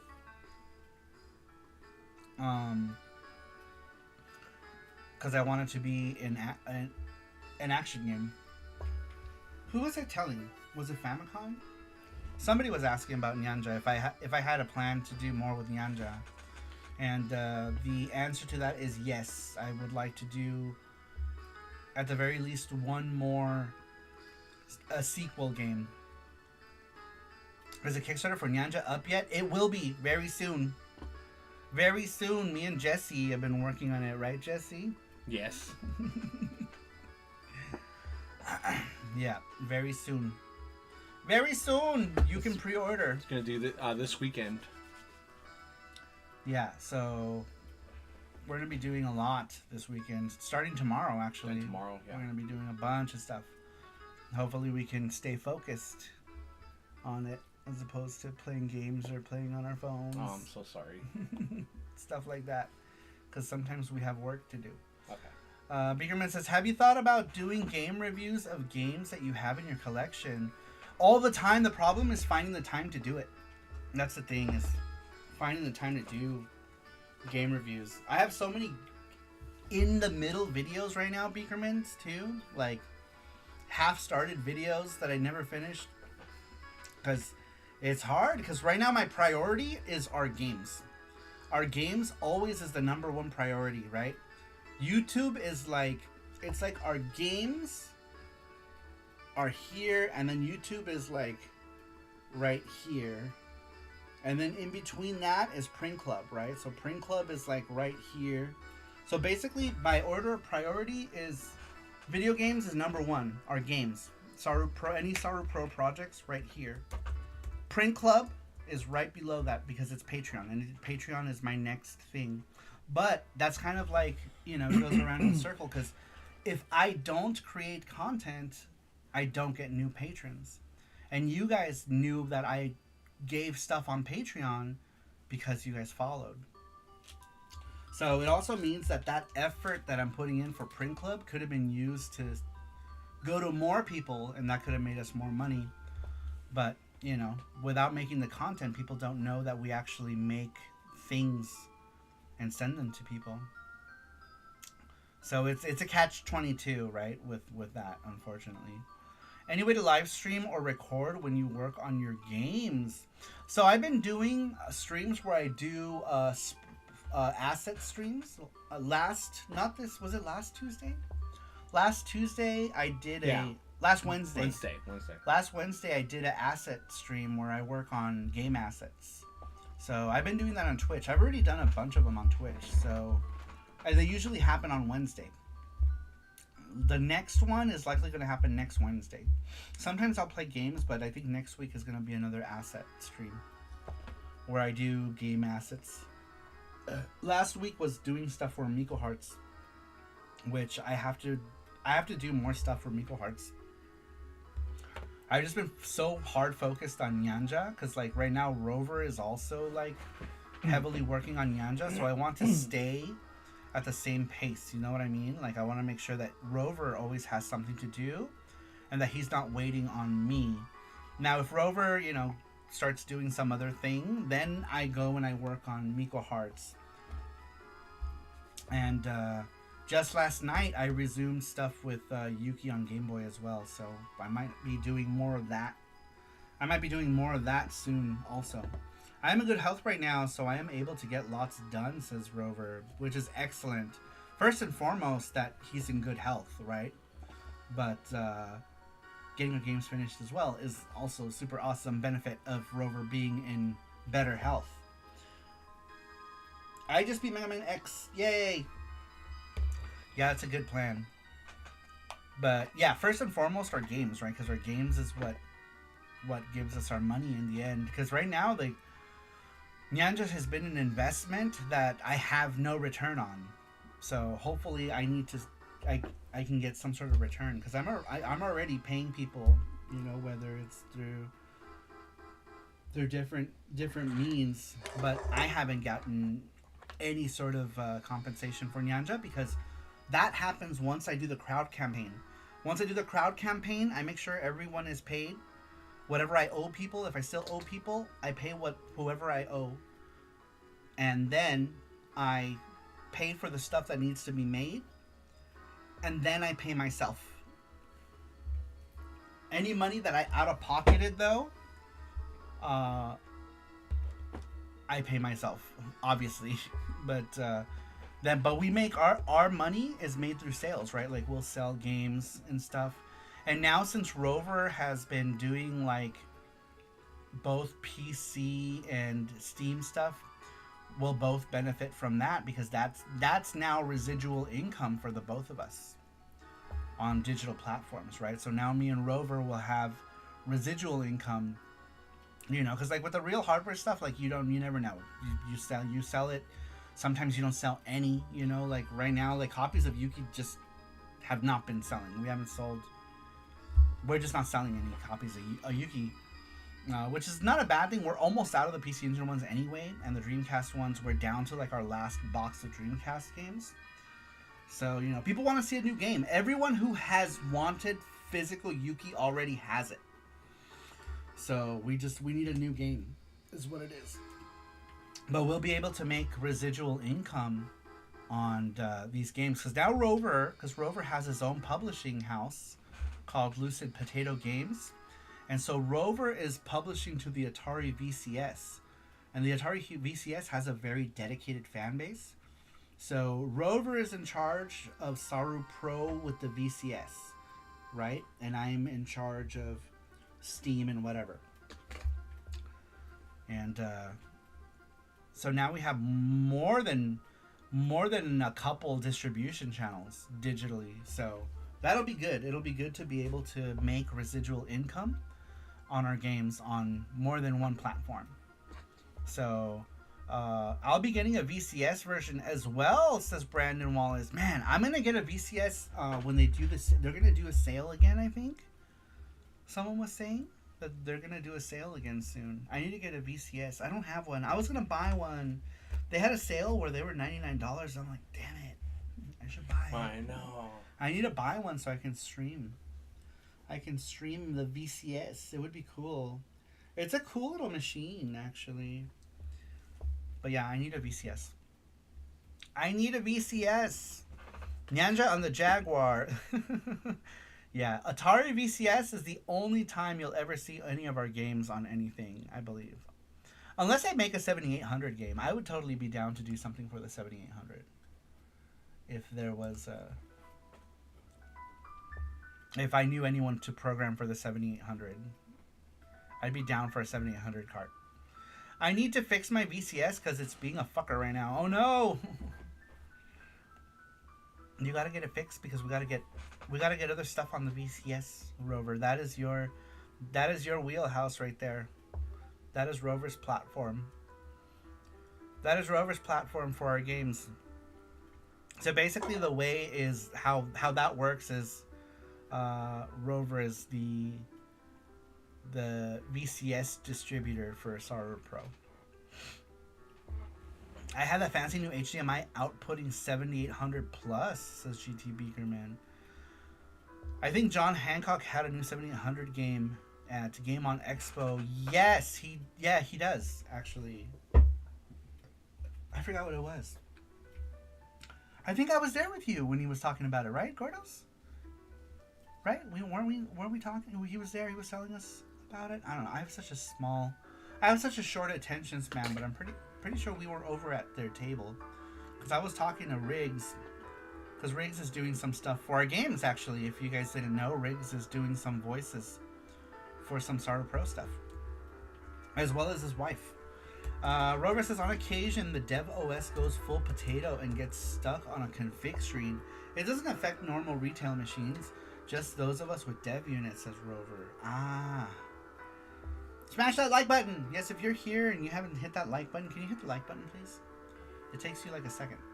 I can't remember the game, though, says Gordos. I think it was. Pretty sure he was telling us about his game, and I just don't remember what the game is. Was it that puzzle game? I think it might have been that puzzle game. Which I also forget. Sergio did a track for that game, by the way, Gordos. Sergio did some music for that game for John Riggs. For John Hancock. All the Johns. For John Hancock, he did a thing.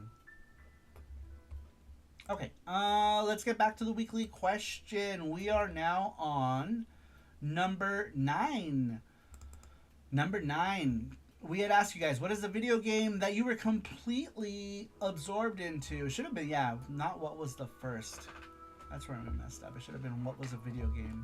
Because everyone keeps saying, well, because a lot of people don't even remember what their first one was. So yes, if you're still answering the question, it doesn't have to be your first video game. It could be any. I just realized that I said, what was your first? But anyhow, next one, number 9, comes to us from Mackenzie, aka Babbling Nerd. Mackenzie says, I would probably have to say the Sonic Adventure games. Sonic Adventure was just so much fun to explore back in the day. Station Square and Mystic Ruins provided countless hours of running around and visiting the Chow Garden. Never got boring. Honorable mentions go to Star Fox Adventures and the Zelda Wind Waker. Both of these games were games like no other I had played at the time.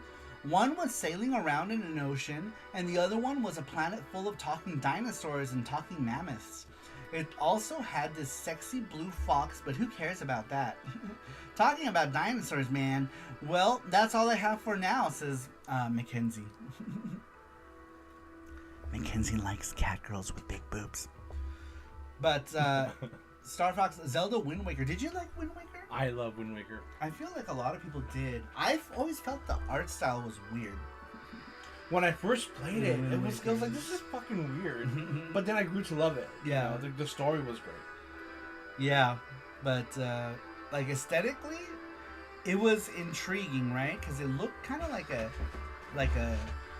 old timey cartoon in a way. It was kind of cool.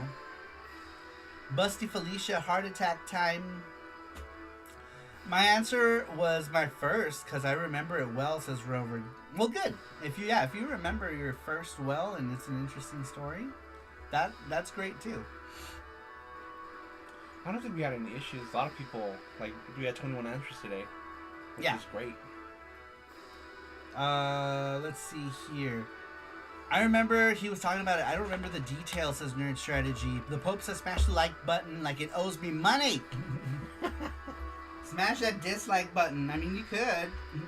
Just hit any buttons. And comment. Yeah, and comment. That's the most important thing. Nobody comments on my stuff. So, like, YouTube YouTube only amplifies videos and things if you comment and you like, unfortunately. And when you don't, it gets buried. So, you know, more people will discover us if more people are able to find us. But, we still haven't. We were talking about this being the last year of SaruShow earlier in the year. We're still undecided what's gonna happen. It just depends on how this year goes, to be honest. But it could be the last year of SaruShow. No more pandas. No more pandas doing panda things. But yeah, we don't know at this point. It depends on how this year goes. But yes, it could be the last year of SaruShow because. We might need to just focus that time on other stuff. That's really what it comes down to. Is just we might need to focus on other things.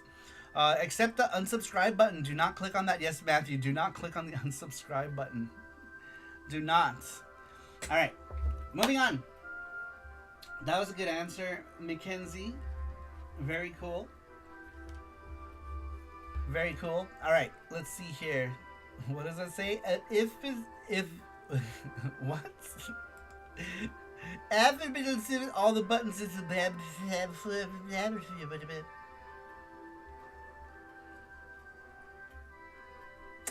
media. I meant media. I must have missed. Did I miss a comment from you? Screw the net. I don't see it. Oh, hold on. Hold on. There we go. No, I don't. I guess I don't see what's your the other part. You know, we should start rewatching all of your old videos. It says we're here, like on a stream. People might get bored. All my videos are short too, which probably doesn't help. A lot of my game review videos are like 5 minutes, and even then people don't watch them. But yeah, a lot of them are short. What is that? Pause the music.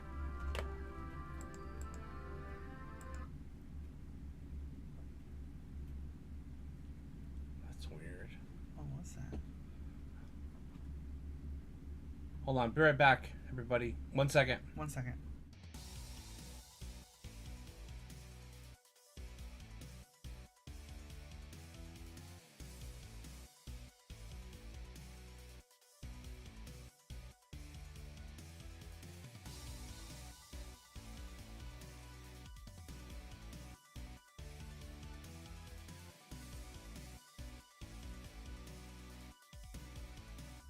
Okay, false alarm. Small dog.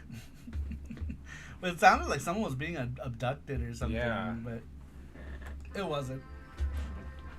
It was a small dog being yappy. Weird bark, too. It was a weird bark. So we were like, the hell? Someone getting abducted in the back streets? But no, it wasn't. It was a dog. It was a dog. Endless. Okay, my dyslexia and glitched keyboard is messing up. Oh, okay. I still don't understand what you were trying to say, though. It's there, but maybe YouTube glitched. No worries. I was just saying YouTube wants needless engagement. Gotcha. Or it doesn't give people videos.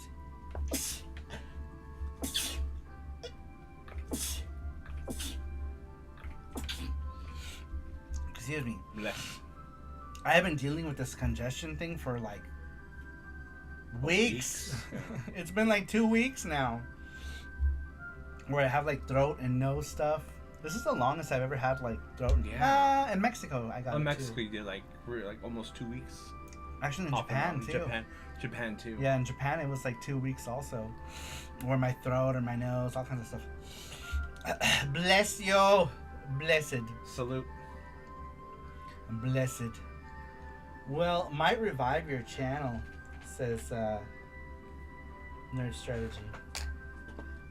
Well, right now so here's the thing though, we actually got a resurgence after we hit 5K.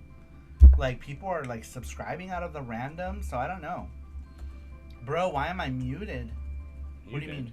You're not muted. I can see it says, can I join the action? Muted where?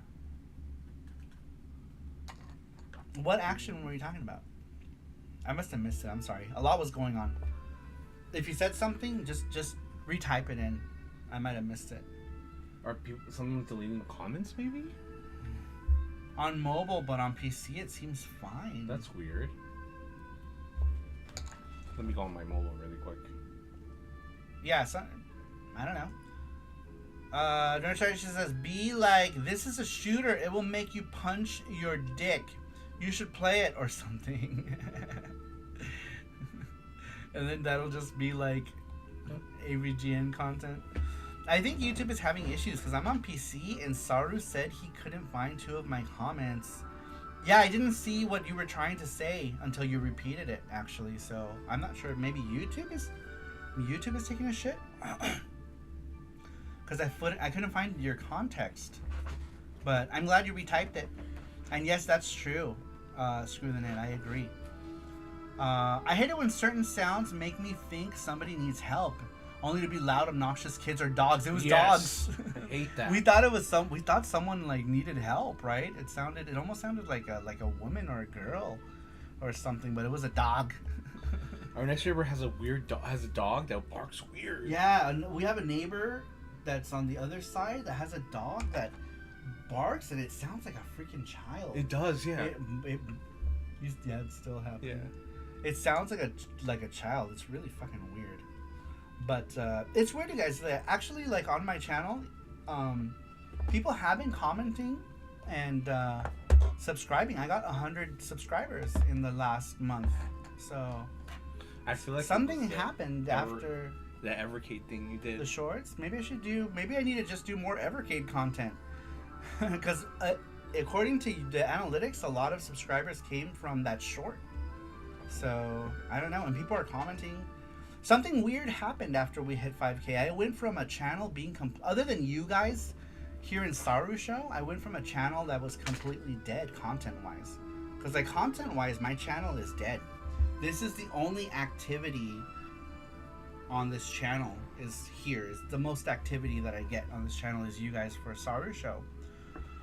But content-wise, it's been dead, and now I'm getting random content on like old videos. Like somebody I got 3 comments on a video that I uploaded 5 years ago, which is completely bonkers, right?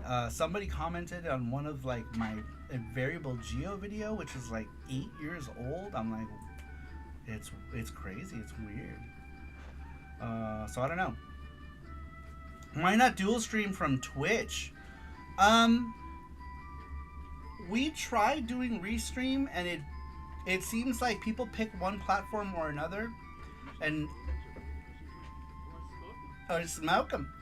And we like also to be able to just focus on one community at a time. You know what I mean?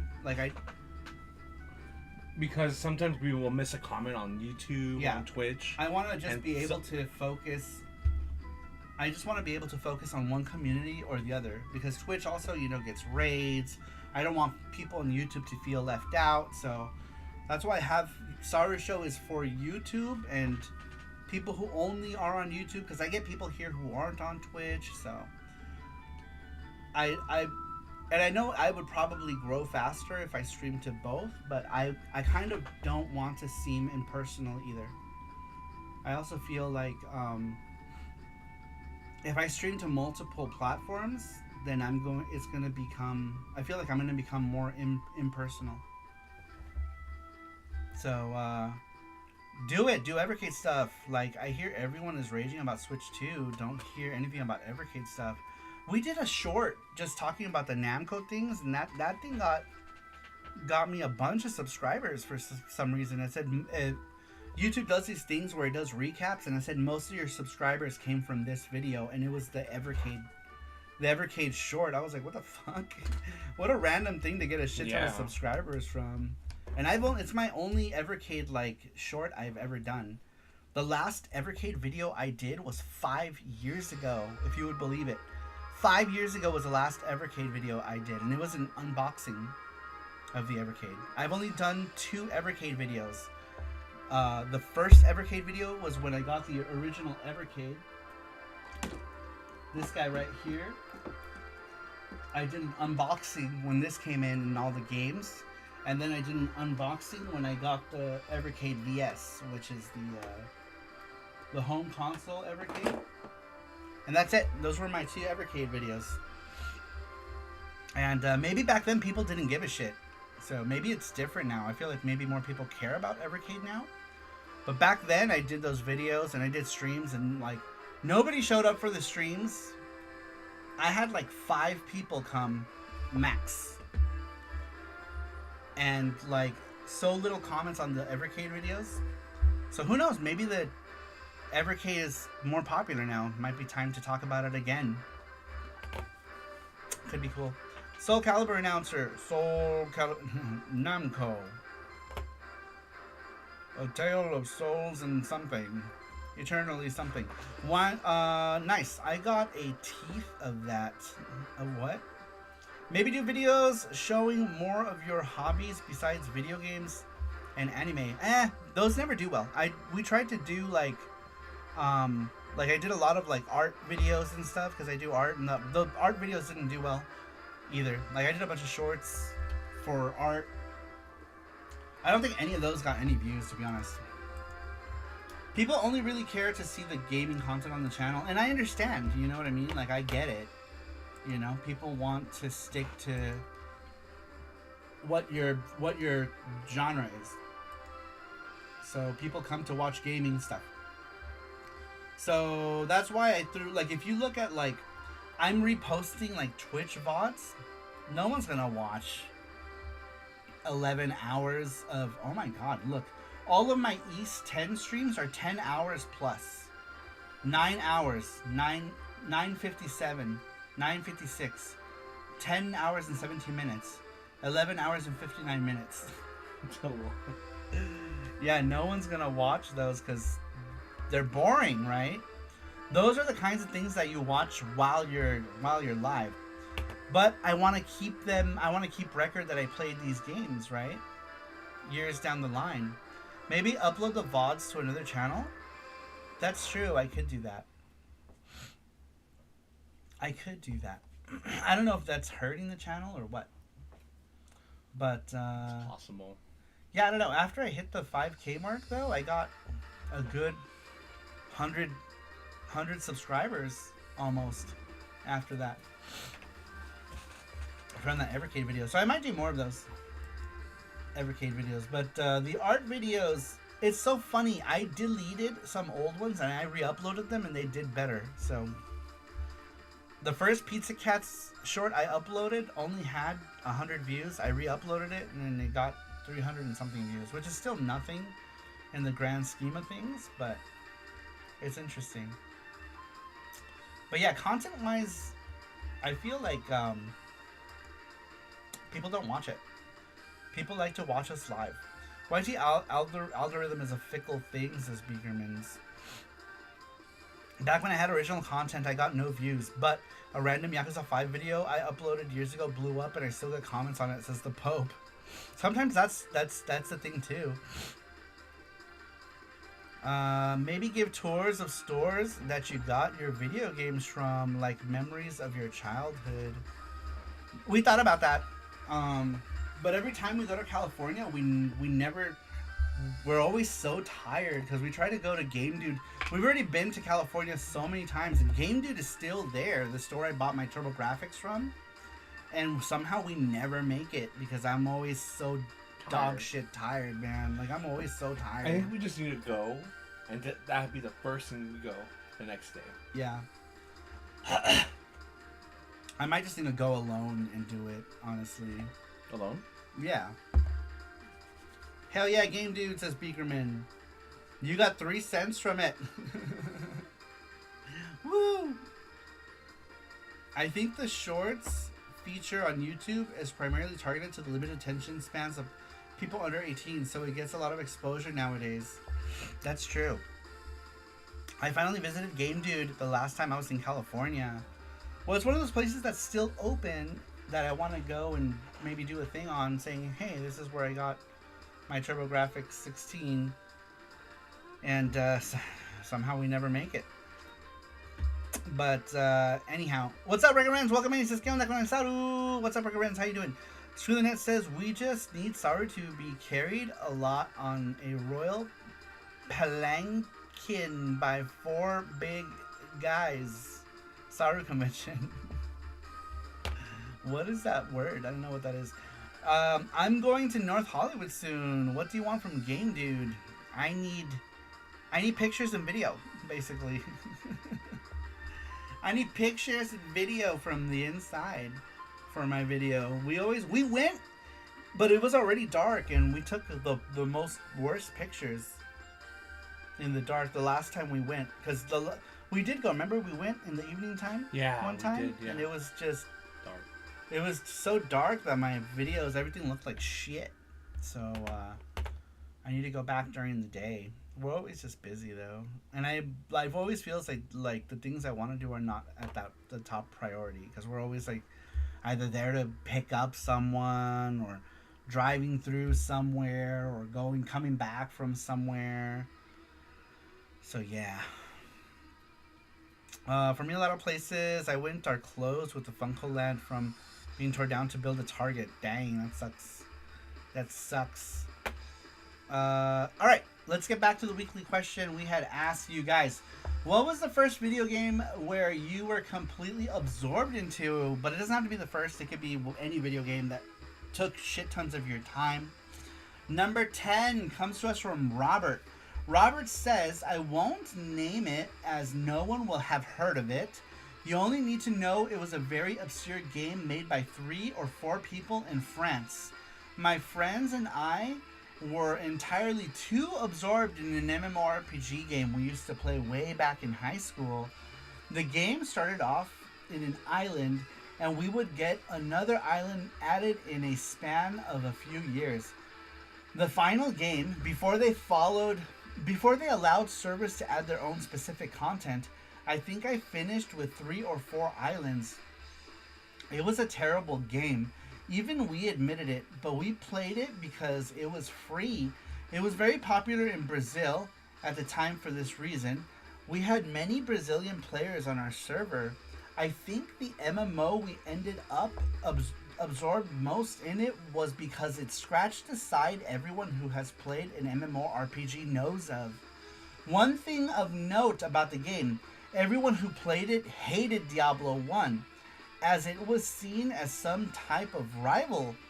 I guess they saw it as their duty to hate it. Interesting. Does anyone have any idea what game he might be talking about? He says that we would have never heard of it, says Robert. But now I'm curious. I need to know. I wish I'd known the name. Does anybody know? Anybody have any idea what game it might be? Man, do we have chippies or anything? I need it. Yeah, I can go do chippies. What, we have chippies? Hmm? What chippies? Downstairs I can get any. They're all the chips. Okay. Yeah, if you can bring pretty please, chips or snacks. 'Cause I'm suddenly super hungry. What game again? He didn't mention the name of the game, so I don't know. I have no idea what game it was. Luckily, eventually GameStop opened a new location near me. Nice. All right. Moving on, same question. I'm just going to start reading these and going through them, because I think we need to go eat. What time is it? 10 o'clock? Yeah. All right. We're going to pick up the pace. Next one comes to us from Nerd Strategy. Nerd says, oh, easy. Crash Bandicoot 2. Why? The fun challenge of a platformer, the comic sense of the characters from Crash's death to Neo Cortex maniacal voice. NGIN's insanity, the colorful levels, and the awesome music. especially Hang 8 and the intro music on the start screen. Basically, Naughty Dog back then took what they did with Crash Bandicoot 1 and then made it 10 times better in the sequel. Like, I was given an example on how the games a sequels should be made.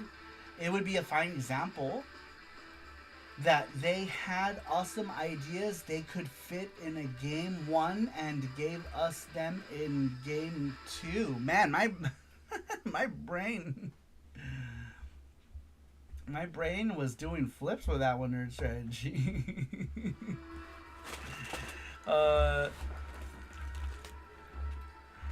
What were you trying to say? That you spent a lot of time with Crash Bandicoot 2?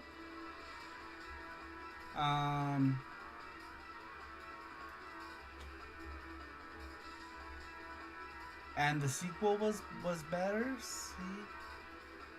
Sequels? Maybe RuneScape. That was made by 3. Oh, you might be right. It could. Yeah, you're right. It could be RuneScape. Maybe he's talking about RuneScape.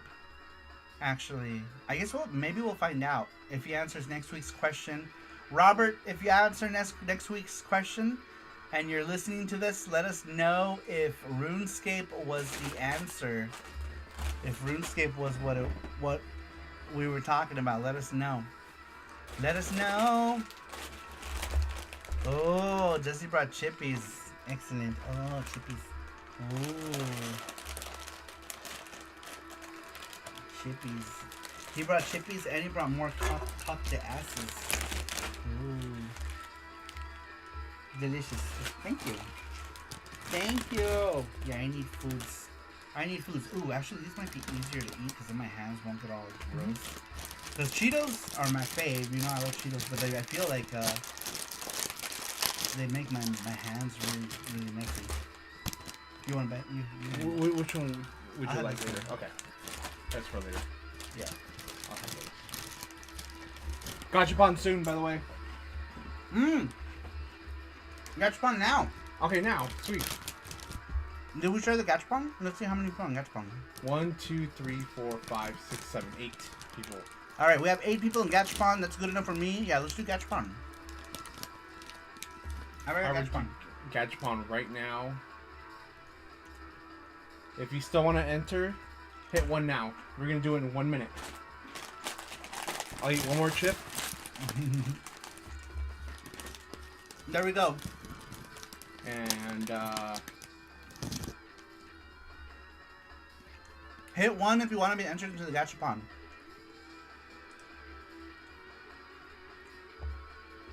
I want snacks as Under Gamer. Open up. I'm eating Cool Ranch Doritos. These are the people that are on right now. Those are all the people on the wheel right now. So, add Nuff Dragon. Who's that? Brian Sibley. What was that sign? For my people.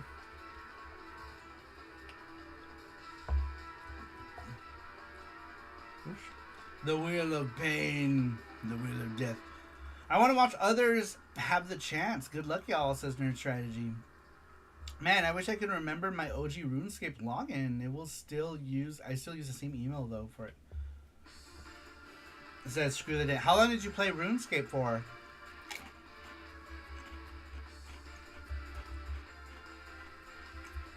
I couldn't do it like 300 million.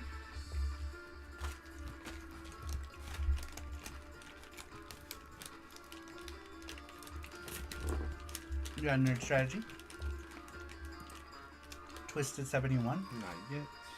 I'm just telling you so you can add. Thank you. Alright. We got some more entries for the Gachapon.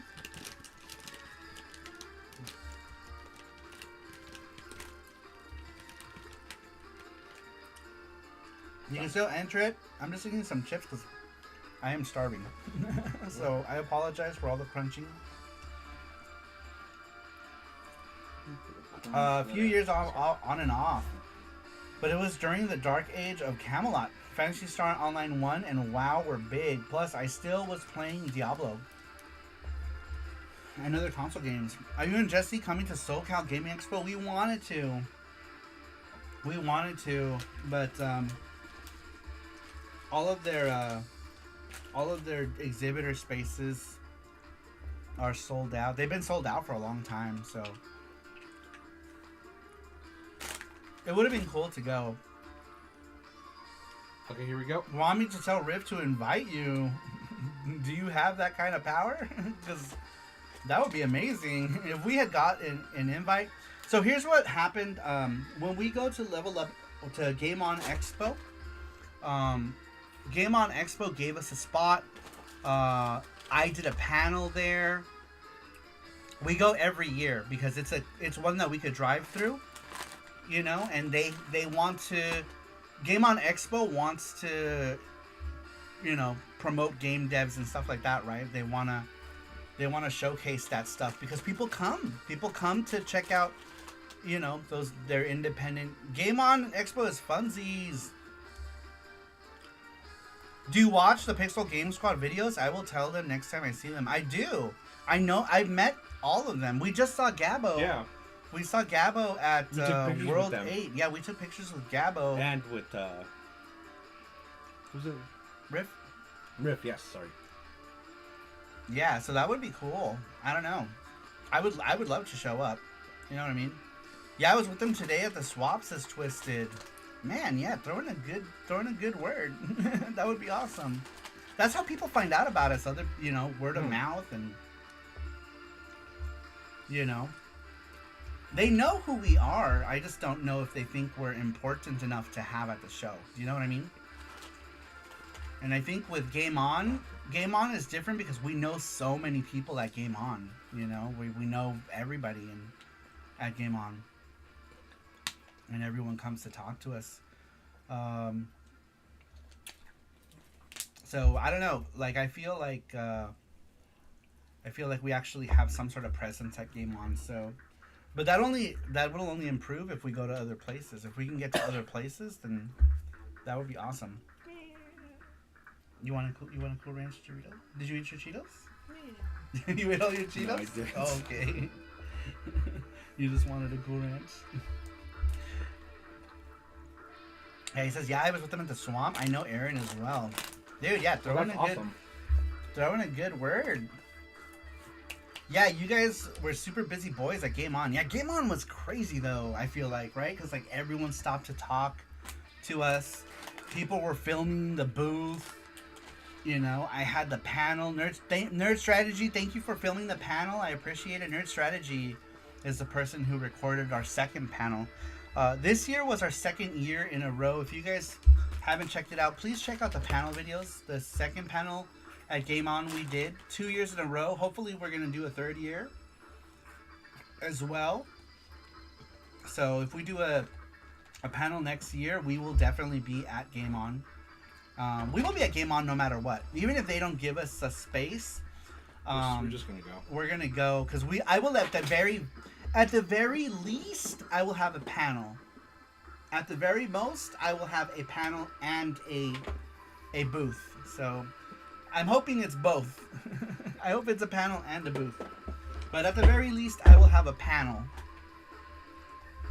At the very, very least. And the panels are good, too. You know, people come to watch them because they want to know more about, you know, how to make indie stuff. It's a subject that people want to know about. John Riggs and Gabbo are guests at the new con in June. Oh, the one in Sacramento you were telling me about? How far is that drive, Jesse? From here to Sacramento? Yeah. Pretty far. Is it? It's further than San Jose. So about maybe 10 hours? Oh, fuck. Well, maybe if you take Highway 99 all the way down. Jamacon collecting, how long does it take to you to get from where you're at to Sacramento? Alright, we have Google Maps. I'm so stupid. I'm asking people. Mm-hmm. 8 hours. 8 hours. Yeah, because like you take Highway 99 all the way up, I believe. We could do it. We can. I could do 8 And we can hours. stop by. We can go halfway and stop by in Fresno or Madera to stop by my aunt's house. I can do 8 hours. Because I have family in Madera. We can stop there and take a break. I wonder how expensive hotels and stuff are.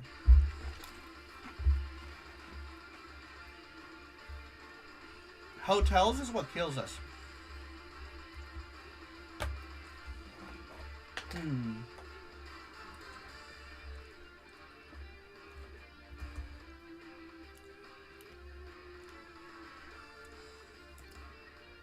We might consider it. If you haven't entered the Gachapon, you want to enter, you still can. I'm just gonna look up. What was the name of that? What was the name of that con? Famicom? And do they do anything for indie devs like other conventions do?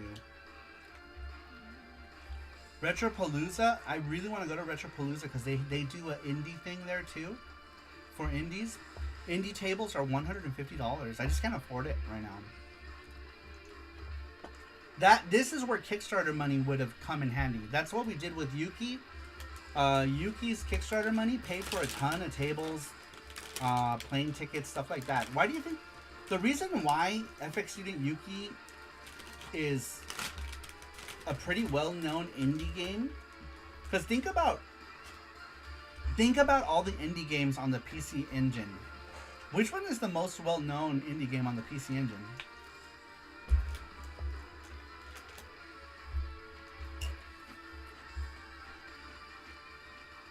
I think you know the answer. And the reason for that is because I promote the shit out of it. And I would go places to promote it. And we also had people helping us out. They offered, you know. Famicom. Famicom's not listening. Famicom. I'll look it up.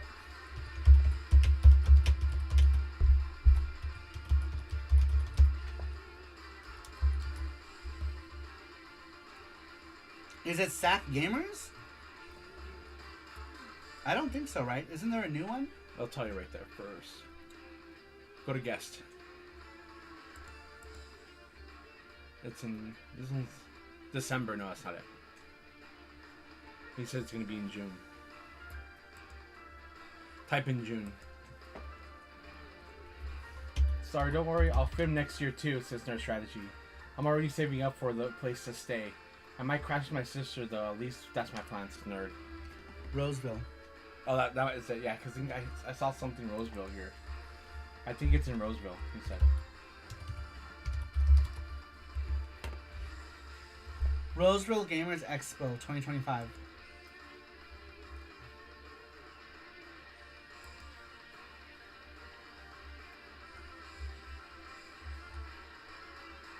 What's the date?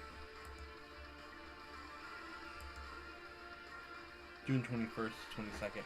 Oh, it's called Fire and Ice RGX. Well, shit. When is it? My parents won't be here. Oh, we can't go. Fuck. It's my mom's birthday on June 21st. Yeah. We have visitors. Shit.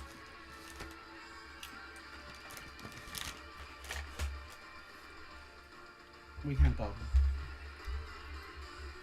We have Jesse's family's visiting.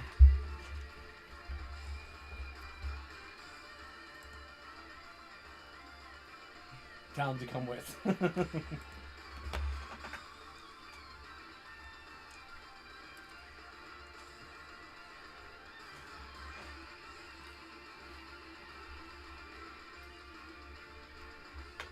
Developer, look at, they have developer booths for $75. Wow. For a half size. That's not bad.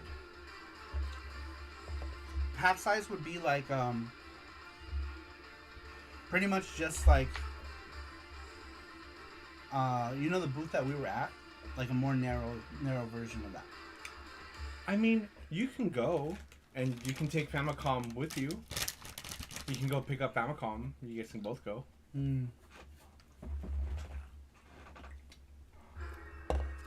I don't know if Famicom. I've never met Famicom. I feel like Famicom's a shy boy. Shy boy. Tell him to come with. That's really cheap, actually. That is pretty cheap. That's the cheapest, actually. Because even Retropalooza is $150. And I thought they were the cheapest. Yeah. Yeah, this is the absolute cheapest.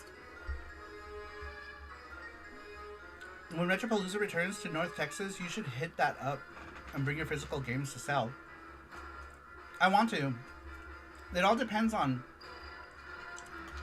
We'd have to fly there.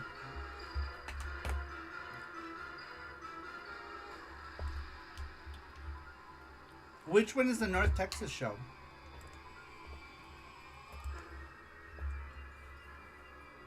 Discount hotels. Oh, he sent you them on Instagram. Is my message is not going through? Oh, are you? I don't. Let me check my phone. Sorry. Are you messaging me on Instagram?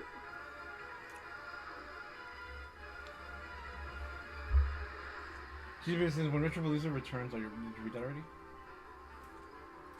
Oh yeah. I got that post.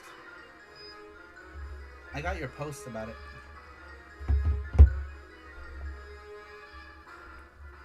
I saw your Instagram post.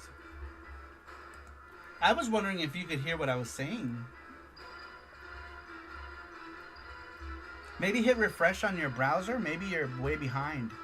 Make sure that it's set to live. So I wonder if you're behind.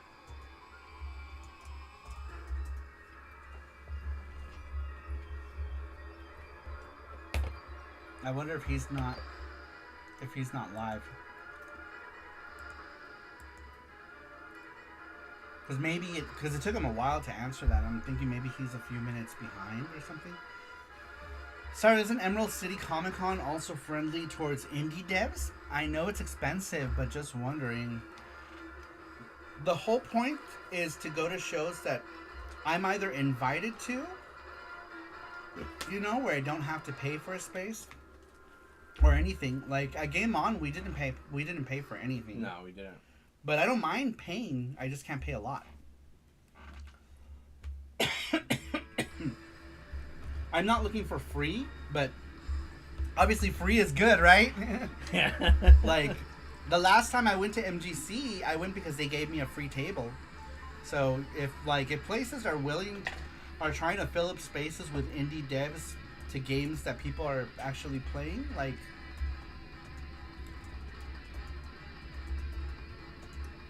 Rashid says, wait, I thought you two were biological brothers. You're not only brothers because how close you are with each other. Oh, we're pretty close, all right. Who's asking? I'm sorry. Brian Sibley. He thought we were brothers. We are. We're super close. And gay. We even sleep in the same bed. Yeah. Jesse gets scared at night. He can't sleep alone. So I'm like, there, brother. Famicom says, it's fine. It doesn't really matter if you can't go. I figured I would throw out there with cheaper hotels. Oh, sorry, go ahead. Oh, I didn't see anything about the hotels. Oh, you're right. This is mine too. I don't want that. These are the last chips, by the way. And this is the only time I had it. No. You can have them. I don't want any. They're the last chips because you ate them. Because they're mine. Everything is Jesse's. If they're snacks, they're his.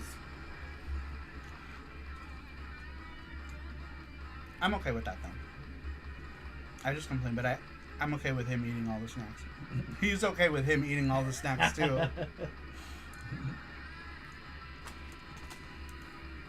A certain hotel is giving discounts if you're going to go to the convention. Oh, really? So if I were to get a table, or if you're just going to the convention? GT Briggerman says, I don't think Retropalooza has release dates for North Texas yet. Probably closer to the fall. Oh, does it yet? Which one does? I saw one of them has dates, and I can get was it the DFW one? That's you. That's you. You can check. You can go. No, I'm okay. You can have them. Okay. It's just one. That's it. No, you eat them. I have Doritos downstairs. But are you biological brothers? Because I always assumed you were. I'm just curious. No, we're gay, so. Super gay. You're gay. No, you're gay.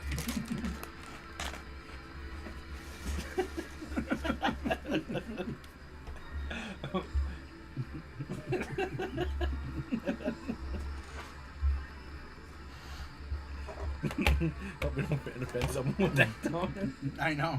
And people who don't know, right? We're almost gay, so sounding like we're. Oh, okay, thanks.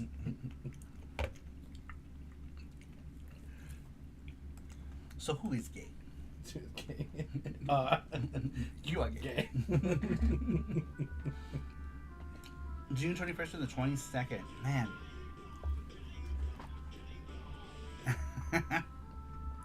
Oh, it's super low. Oh, I know why.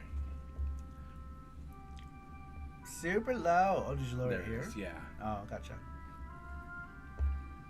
Fire and Ice is a huge retro store I go to this Comic-Con. Oh, and they're putting on the show?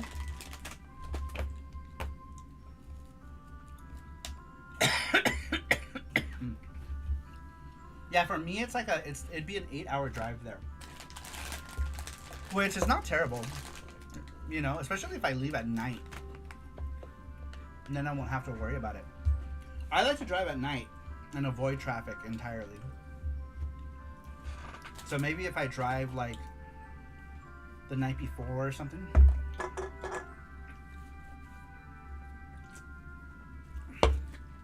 Just depends on how much hotel stay is too. Because then I gotta get gas and all that other stuff. So it depends. But man, that $75 for a half table is good. It's pretty good. It's pretty good. It's tempting. I'm very tempted. Very, very tempted. Oops. But yeah, we're super close to SoCal. It's just like SoCal Retro would be like amazing because we could get there easily. It's in Pomona, right? It's easy trip for us Yeah. to go there. It's about Easy like trip.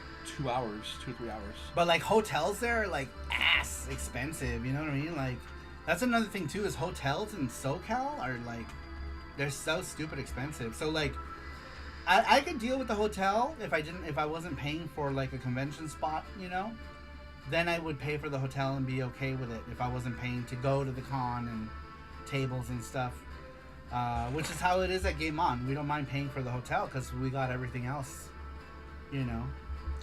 Something has to give for us to be able to go to a show. Unless it's like a big show we know we're going to get a lot of traction at, you know? Game On really is one of those shows, but we were fortunate to get, you know, a space thanks to Russ. Russ made it happen. You know, because Russ is really good with John with Gamester 81. So, like, I know him too, but I'm not cool with him like Russ is cool with him.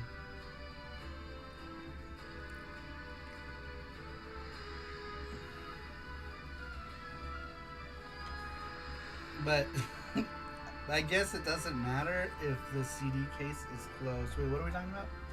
Yeah, and gas is like $6 here. Oh shit. Sorry, That's a lot. I almost fell. I need to stop doing my weird things. It's gonna tip over. One of these I'm gonna tip over. Sorry, I did find a Hue card insert that can work with sleeves. They aren't snug though. That's cool. I mean, cause like, did you see the one for Luna Patrol? What the fuck did I do with Luna Patrol? Luna Patrol. That game I was playing yesterday. I don't know. Oh, it's right here. I see it. I see it. Look at this one, Nerd Strategy. Here's how this one isn't snug either. It's just meant to like keep it in a spot, right? The ones that hold the sleeves are like bigger because people keep them in sleeves. But the other ones are cool too. If you're just putting the cards in, those are cool as well.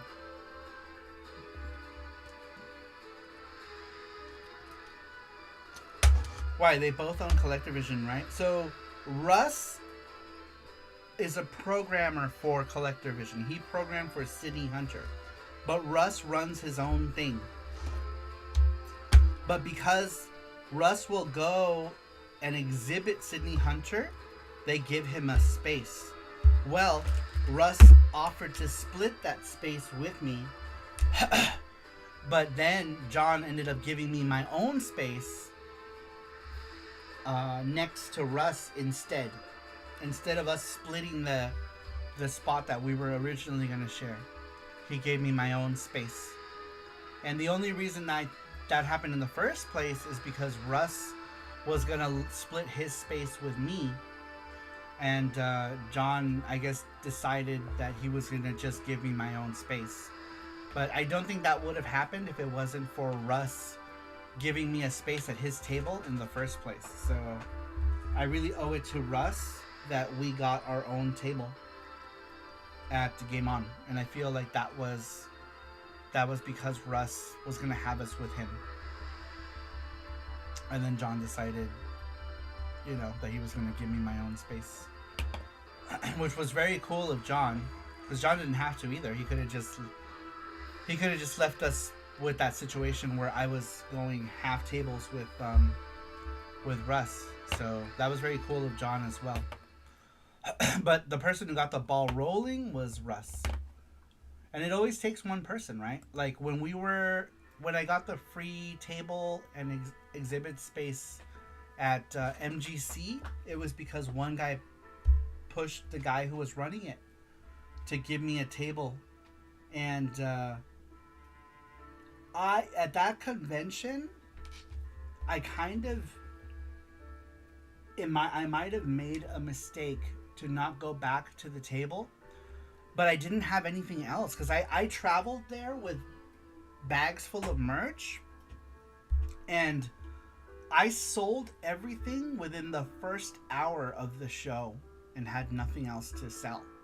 So I didn't stay till the end because I didn't have anything. I had no flyers. I had nothing. I had brought like 20 copies of each game. I brought like 10 copies and I could not believe how quickly I went through everything. And that ended up paying for my plane tickets and my hotels and stuff because I had to pay for planes and hotels. So all that stuff, it's basically like I flew out there for free. Basically, well, not for free because we sold our merchandise, but I didn't have anything else to sell, and I didn't have banners or anything because I flew there. I didn't drive there, so I only had like a small paper. I brought paper banners, so I had my paper banners and Genesis showing Yuki on the Genesis and a tiny monitor. And I had no merch. I sold everything. Like the first hour I got there, I sold everything. So I didn't stay for the rest of it. And I think that might have... The guy was like, man, why weren't you at your table? I'm like, because I don't have anything anymore. I have nothing. So, and I brought as much as I could bring with me flying, right? If I had known, I would have packed a whole other suitcase just full of games. But I didn't know. I didn't know that I was going to sell everything. Well, you didn't know you were going to get a big-ass table either, right? And I didn't know. Corner. I thought I was going to get like a half table. I got a huge space. They gave me a huge table. You're like, well, so I was able to put everything that I brought across the table. I had nothing under the table. Like Game On, we had tons of stuff under the table because we drove there. So we had all the power to bring all the merch and all of our charms. So I basically put everything I brought in my small... I had like a small luggage full of stuff. And all that stuff went on the table. And people just kept buying stuff, And so I sold everything. I think that's great. Because you weren't expecting that. And it's like, boom. I was not expecting that. The audience, though, I feel like the audience in the Midwest is like they want to buy that stuff. They come out to buy that stuff. You know what I mean? I feel like the Midwest. I want to try to go back to MGC because I feel like the Midwest is a good place for people looking to buy retro. And it was where we debuted Yuki. Actually, MGC was where we debuted Yuki for the very first time. So that's got to count for something. All right. Are we ready for Gachapon now? Yes. Before we go on to the next question. All right. I think we have everyone we're gonna have in for the Gachapon before we move on to the next question here. Here are all the people who are on the wheel. This is a list of people. All right. Shuffle how many times? 3. 1, 2, 3. All right. Okay. Here we go. Good luck, everybody. Good luck, everybody. Make sure you have it there in the middle where it says spin. Yeah. Right there. No, not that close. Right there. All right. Let's see. Ooh, oh, who? Oh, it's Dark Entity. He went to sleep. Oh, damn it! It's for the Gachapon. You have to be here for that one. You have to be here. But why don't we send him a sticker package? That sounds good. We'll send him a sticker package, and we'll do 2 giveaways today. Okay. Let's take. Because I kind of like it when new people get in. It's kind of a shame he went to sleep. Yeah. He's probably tired. So then we can still do. We'll do another. So all right, second chance. Just take him off the wheel, and we'll send him. All right, here we go, you guys. Good luck. Let's go like this. Yeah. They need to be able to see the needle and them. It's Matthew. Matthew, you are a second winner tonight. We'll send Dark Entity, a thing. We'll let him pick a set from our sticker and magnets and all the different things that we make. He's here. Matthew's here. All right, Matthew, pick a number between 1 through 4. Basically, the way we do Gachapon is that if your name is picked, you pick a number between 1 through 4. The number you pick corresponds to your prize unless you are a member of the Saru Crew VIP. So members of the Saru Crew VIP can pick any of the Gachapon prize, but the number that they pick still corresponds to the big prize. So they can still win the big prize on the number that they choose, and then they also get 2 bonus balls if you are a member of Saru Crew VIP. Here's one. All right, ball number 1 is, I don't know what this is. It's some sort of inflatable toy. No, it's Evangelion head. Sorry, Evangelion head. It looked like that when I first saw it too. An Ava head. All right, ball number 2 is Whis from Dragon Ball Super sitting on a ball. I bet it's not the only balls he's sitting on before. All right, here's yours. All right, ball number 3. Ball number 3 is, I don't know what this is. The Jelly Cat. Jelly Cat. Clear Jelly Cat. I haven't seen him come out. Clear one. All right, ball number 4. Spin the wheel. Ball number 4, is it? Yeah, ball number 4 is spin the wheel. So that one has to be one of the numbers that you land on. Spin the wheel or box prize. That's why you pick a number. To get stuck? Yeah, I think it could be stuck. Alright, just use. Oh no, what is that? Oh, just light. I think the ball is stuck. Yeah, it looks like it's the ball that's stuck. Maybe shake it.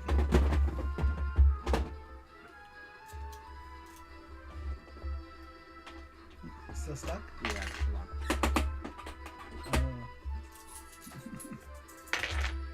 Here, hand it to me. You see?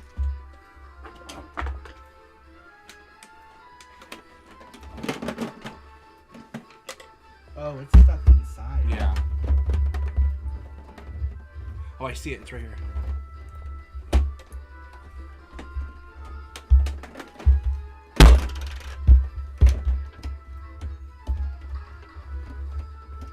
Ball stuck.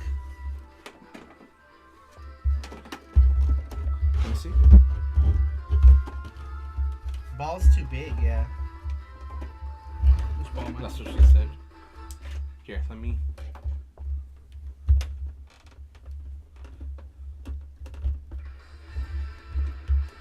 He's constipated. Well, my hands are smaller. You're not gonna be able to do that.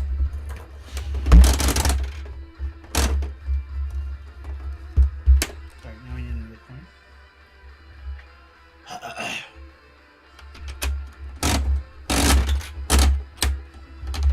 There it goes. Alright, so this All ball right. is no good, right? The ball might not be good. Ball number 4. Is it 4? No, bonus 5. ball number 1. Sorry. Bonus ball number 1. Pac-Man, Blinky or Pinky or whatever the fuck. Which ball was it? One of these. This one. No. The one that got stuck. This one. Oh, is that one? Oh, Yeah. okay. All right. Bonus ball number 2. Bonus ball number 2. Oh, the thing is blocking. There.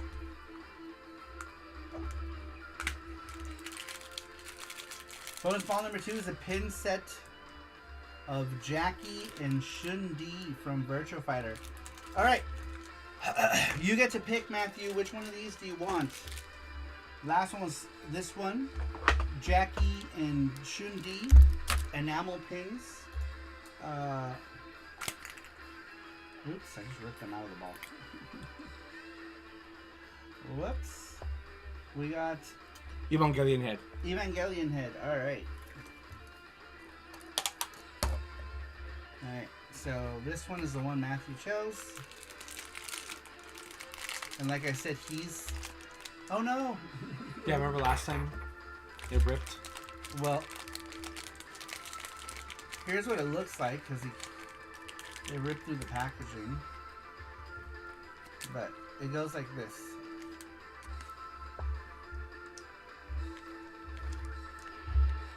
Like that. His head is like doing a weird thing. Who is this? Mark 6?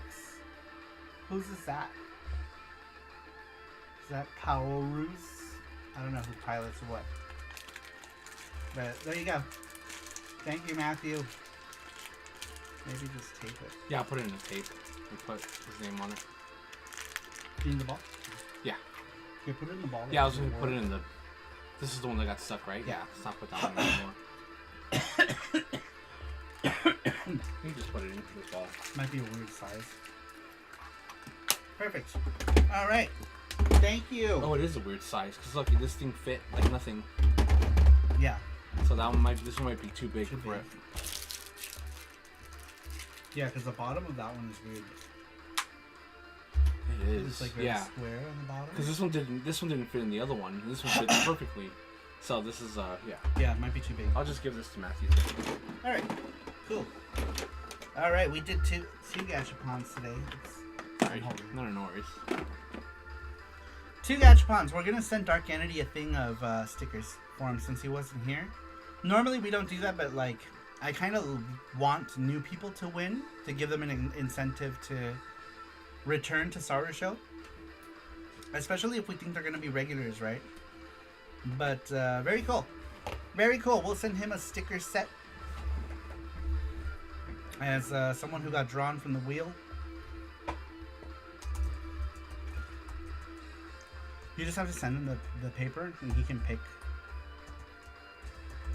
What did we say? 3 items from it? 3 items.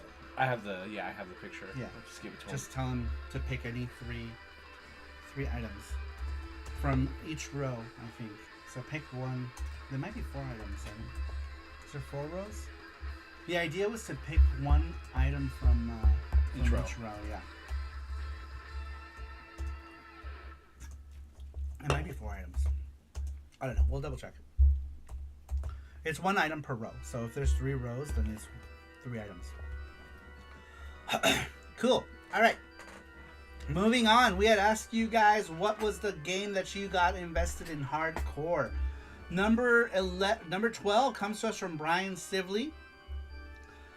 Brian says, the first game that I completely got absorbed to was Paper Mario for the N64. I originally got Paper Mario from Funkoland on Peterson, just east of Western, and I remember playing it constantly because it was one of my first games that was an RPG game, so it was a new experience for me. Eventually I got to Bowser, and that night I was up way past my bedtime.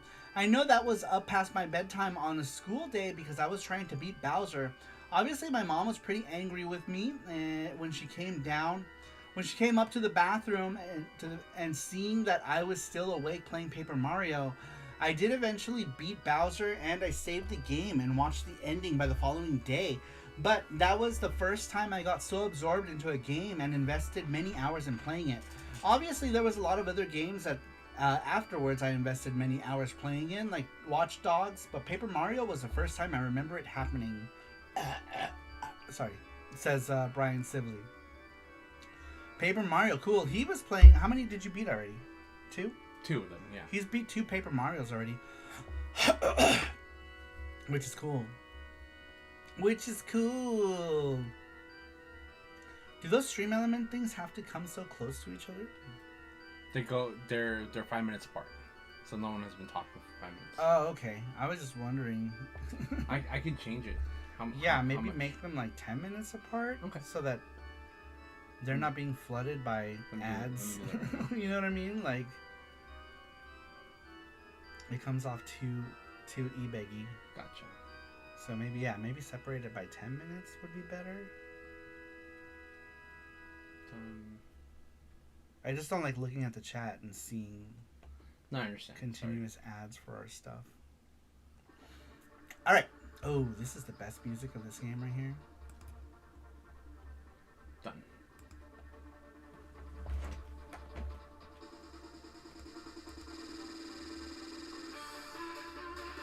My favorite track in this game. It's so good.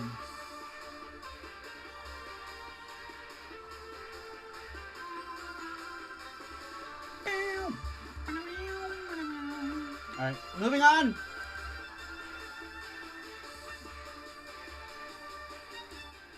Dude, JDK sound team, amazing. Amazing! Brian says I just beat Paper Mario on the Switch remake a year ago after not being able to finish the GameCube one. Pretty proud of myself. Alright, next one comes to us from Matthew. What was the first video game where you completely absorbed yourself into? Matthew says, Matthew here, the first video game where I was completely absorbed into playing was Final Fantasy X for the PS2. With it being the first Final Fantasy game on Sony's newest platform, the enhanced visuals and gameplay, the cinematic style to the cutscenes, the music are elements that made me want to keep playing it until the next morning. Wow. How many hours did you put into that the first time you played it, Matthew? If you played it from... When did you start? If you played it till the morning, at what point did you start? Oof, my back just popped. My back just went crack. That's interesting.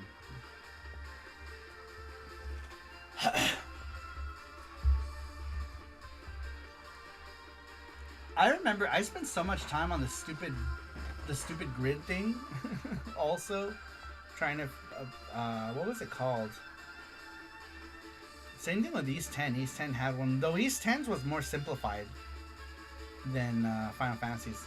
6 p.m. to like 8 a.m. or so. Damn. Sphere Grid. Yeah, the Sphere Grid. It was different on the version I played. I played the international version, so it was slightly different. Alright, how long have we been at? 3 hours? Alright, let's move on. Next one comes to us from Tater Pants, aka Rovers. Rover says the very first game I was 100% absorbed into that consumed countless hours of my life was SSI's Pool of Radiance on the Commodore 64. And it wasn't just because of how long it took to load data from the 1541 floppy disk drive. I loved RPGs long before they became mainstream here in the West. And it was a huge Advanced Dungeons & Dragons player in general, so it was a perfect mix for me.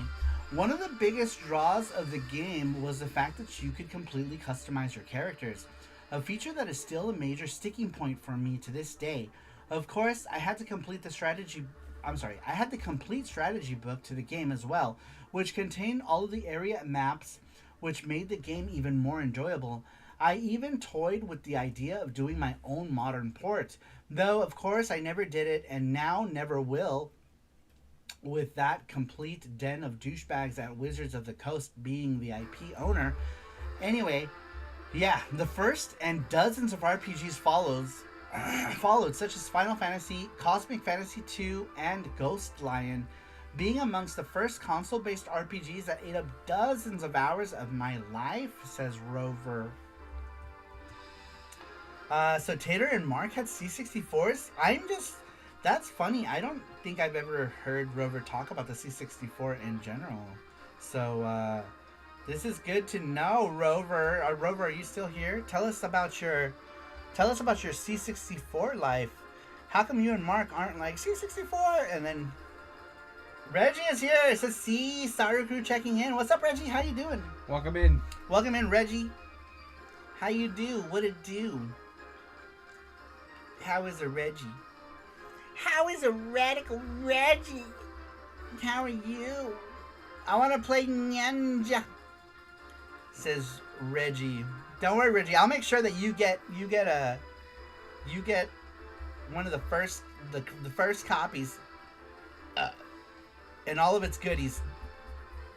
You'll get all of its goodies. Though I should make I'm thinking if there's enough like Kickstarter money, maybe I'll do whatchamacallit. Maybe we'll do demos for it like we did with Yuki, where we press some demos to give to people. Oh yeah. And I'll make sure Reggie gets a pressed demo. Reggie likes the demos. I will do that. Hopefully, because it costs money, but we'll see. It could be good though, because that's how we gave a bunch of those away to people too, and it was good for Yuki. I feel like Yuki got a lot of promotion because when people have like a physical game, right, to show, even if it's a demo, it's good. It's good because people see it.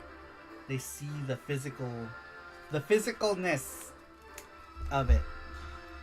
Yes, demos, says Reggie.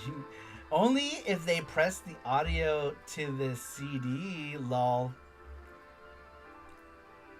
If what? Are you saying only if we don't make a CDR out of the real game? Because we're not going to do that. You can't. The PC Engine won't play. It won't play them. I mean, it will, but it won't play them well. I think he's talking about when that CD placed did the audio. Oh, yeah, you're right. They didn't even do that, Matthew. They put the zip file, the demo. All they did is they burned the zip file to the CD. I'm like, we opened them. We still have some of those. When you pop it in the disk drive, all it is a zip file. The audio of this, that was the real game. The real game, when they went to press the real game, all they pressed was the real audio and not even the game. The game data wasn't even on there. And the demo, they didn't unzip the demo. They just took the demo and put it on a CD. I'm like, dude, these people are idiots. Yep. They completely ignored the instructions because I am a person who writes out concise instructions for stuff to the point that some people get like offended. They're like, I'm not an idiot. I know how to use a zip file. You know what I mean? I don't know that. I don't know what you're. Obviously, some people still fuck up. Like the people at that place in Cali, they're gone now. But they fucked it up. DJ, have you ever played Street Fighter 6? I think you would like this character called Aki. I haven't played with Aki. I do have Street Fighter 6 though. I do have it on Steam. I'm not good at Street Fighter anymore. I feel like everyone is so much better at Street Fighter. They beat my ass, Reggie. They all beat my ass. I try to play. I'm like, oh, let's play some Street Fighter. And they just beat my ass. And I'm just left like, ah. Wait, PC Engine cannot unzip files? This is Matthew. I know, so stupid, right? Like, come on. Scruffy! Welcome in. Scruffy! Scruffy says, I seen you yawning. Scruffy! We were talking about Scruffy yesterday. We were like, man, we were talking all about your channel and how we miss your game hunts and all the fun stuff on Scruffy. Scruffy used to go live. We miss Scruffy's lives. We miss Scruffy content. We need Scruffy content. We need it. We were talking about all of our YouTubers that we were watching and stuff. Like, just like people who we watched, right? Radical Reggie came up in that conversation too. Happy Console Gamer. Basically, like, I was talking about like a lot of the YouTubers that I watch that I still watch to this day, and then the ones that I like don't watch so much anymore. It was a whole thing, right? We were talking about rebrands, you know, like how some rebrands work for people. You know, if rebrands are subtle, if rebrands are like too much, then people are like, whoa. I appreciate Brother Saru and Jesse. We want scruffy content. We're like at the Mr. Donuts. We want Mr. Donuts. Mr. Donuts content.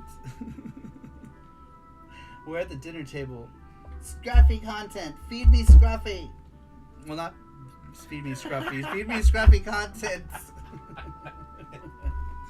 Feed me scruffy. Deliver him to my table now. But yeah, we had a whole conversation about it yesterday. We were going in on the deep, and how some people rebranded. We didn't even know who they were. Like Jimmy Hopper rebranded to Region Unlocked, I think, or Region Locked, or there's another channel called like Japanese Import Gaming or something. No. That was his old thing. Oh, his old thing. His old thing was Import Gaming for the win, but the channel name was now it's Jimmy different. Hopper. Yeah, now it's now I think it's Region Unlocked, maybe. But I know there is another channel that exists called Region Locked. So I think his is Unlocked, maybe. Yeah, Kishore Yukin is rebranded to. Admittedly, I haven't really watched a lot of his content since his rebrand.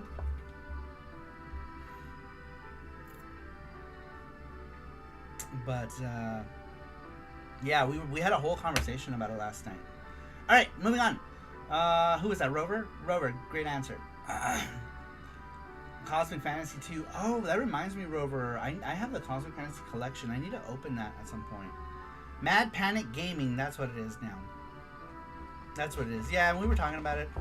And just a bunch of stuff. Scrubby says, I still gotta edit our donut video. Which one? Our donut video, he said. Donut video!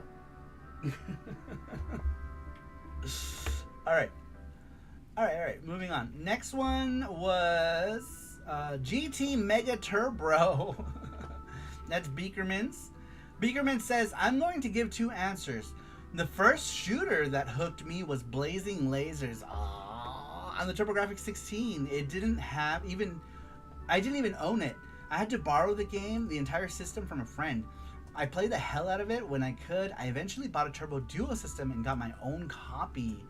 The first JRPG I sunk its teeth into me was Final Fantasy 2 or 6 on the Super NES. I was drawn by it. I was drawn in by the characters, story, and humor. But I was completely hooked by the music. My favorite track on this game is the main theme that you hear in the overworld. I used to pause the game just to listen to this track on repeat. This was way before you could just play game soundtracks on YouTube, says Beakerman's. Man, isn't that true though, man? Like back then, I would listen. That's why sound tests were so important back in the day, because I would listen and just listen through the sound tests on a game and draw. I loved doing that. I would go through the sound test of a game and then draw. It was perfect. I would clean. Let's see here. Scruffy says, yo, I'm actually waiting in line right now for the Mr. Donuts we went to together. There is a huge line, but I need my donuts, and the wife wants the special drink they got. Now, what's the special drink? What's the special drink? I don't know. It's just milk filled with donuts. Just kidding. Imagine. It's just blended donuts. That'd be heaven. Oh man, God, I want Mr. Donuts so bad. It's so good. Me too. It's so good. Mr. Donuts. Soon! Mr. Donuts soon. Not soon enough, but soon. That's why I still put the audition menu option in all of my work today, says Rovers. Yes. Yes. It's like a pearl tea drink with passion fruit in it. Oh, okay, so it's like a boba passion fruit thing. I love boba. Give me all that boba. Delicious. But I like the milky ones. The milky ones. Does your wife likes the all the fruit flavored ones? Does she like mango? I think mango is like one of the fruit flavored things that I like the most. I like both, but I think I like fruity more. The fruit ones more? I love the milk ones. I do like some fruit ones. It depends on the fruit, whichever fruit it is. Like the mango one is mango in little bits. Yeah, something like that. Says Scruffy. Hidden sound test for the win. She likes the fruity ones more, says Scruffy. I feel like not to generalize, but I feel like most women I know tend to like the fruity ones more, and I feel like a lot of the guys will like the milk ones more, you know, because like I know a lot of girls who like the boba drinks, and they always love like the milk ones. If they do like, not the milk ones, the fruit ones, if they do like a milk one, it's usually like taro or something like that, or like the milk melon ones, but it's always the fruit ones that a lot of girls like, that I noticed. I like them all. Even Mysterious Song had an audition mode which lets you listen to all of the CD audio as well as the ADPCM sound effects. Ooh, that's cool. That's cool. Scruffy says, I'm the milky guy. Yeah, me too. I like all the milk stuff, like brown sugar milk tea with boba, or pearls, whatever. It just depends. Like different places have different ways they say it, right? I remember when I was in Australia and I asked for boba, and they're like, "You mean pearls?" Same shit. It's what, pearls, boba, and tapioca. Tapioca, yeah. Because where I came from, it was tapioca. You want to go get some tapioca? For me, it's always been boba, because, you know, I had my first boba was here in Vegas. Actually, I had just moved to Vegas. I've been in Vegas, I don't know, not even my first year in Vegas, and I went to Chinatown because I would get all my J-pop and K-pop shit in Chinatown, and I had boba for the first time. I always avoided it when I lived in LA, because in LA it was like new. Before I moved here. It was like the new hot thing, and I didn't get it. So when I was 18, I finally tried it, and I was disgusted by it. Really? Yeah, but I drank it because it was $3. So I was like, I had it. I'm like, man, I could have bought a Coke for like $1. We're talking 1998, so like Coke, holy you can get, shit. 99 cents for Coke was common, right? Yeah. To go to the store and get a bottle of Coke for 99 cents. You know, so I paid almost $3 for this boba. Now a boba thing is like $6 easy. But back then it was almost $3 for this drink with slimy balls that shot. And the first off, I didn't know the etiquette, and I sucked it, and it shot like way into the back of my throat. So I was like,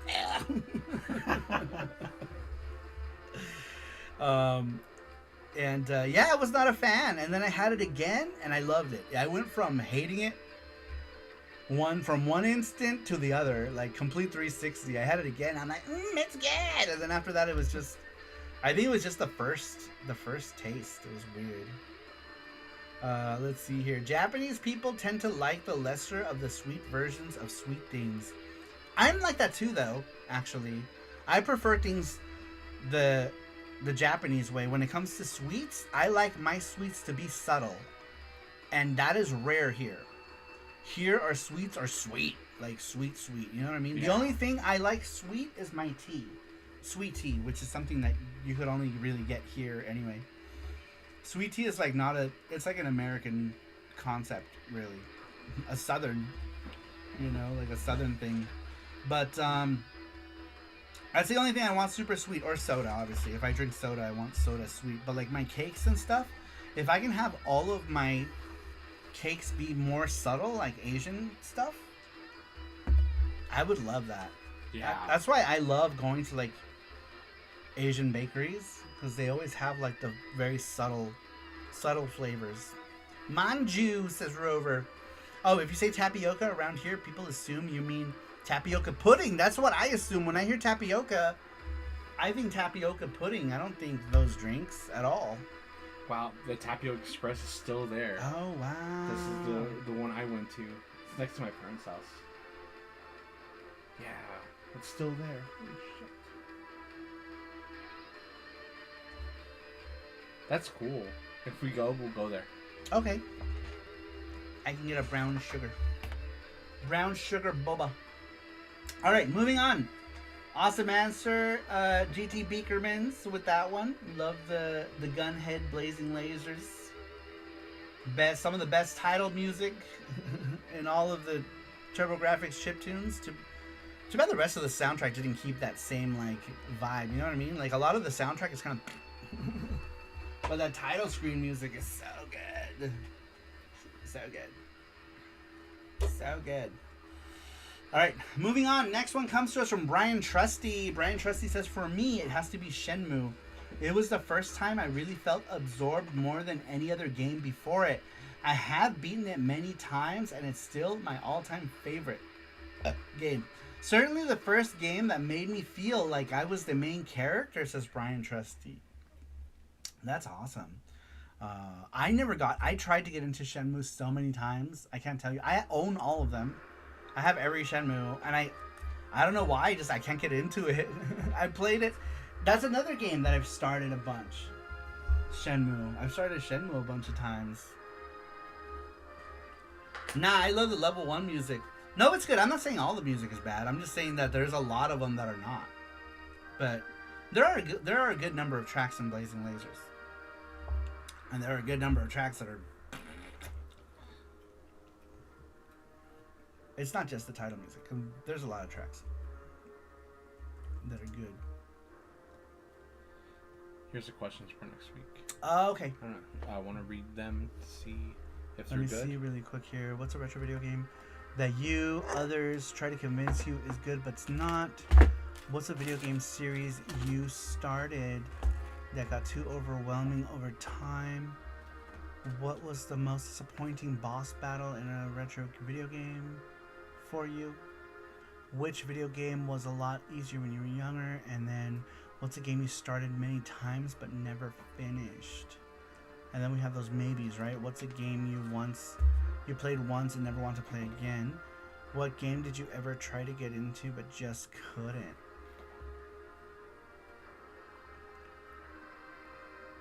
Let's see, what game did you try to get into?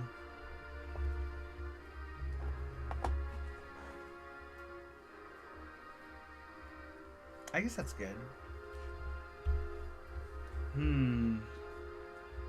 All right.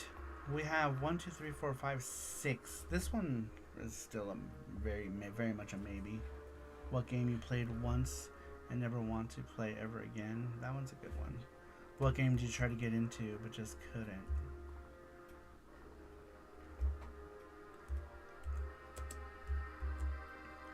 Alright, so 6. Couldn't or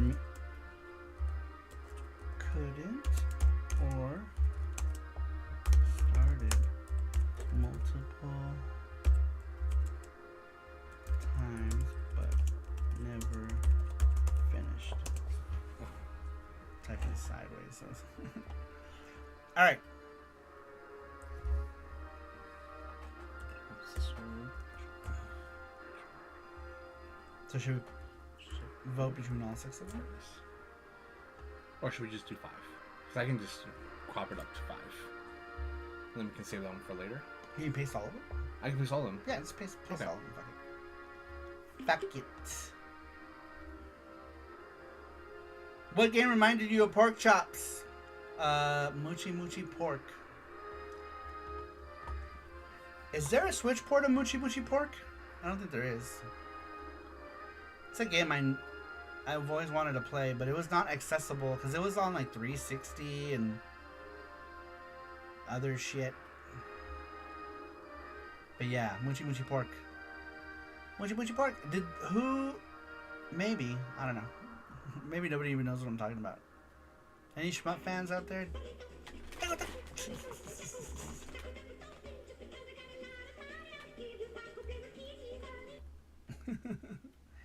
Burrito. This is so loud.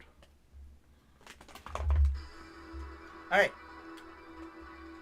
So those are the voting that we're gonna do for the next week.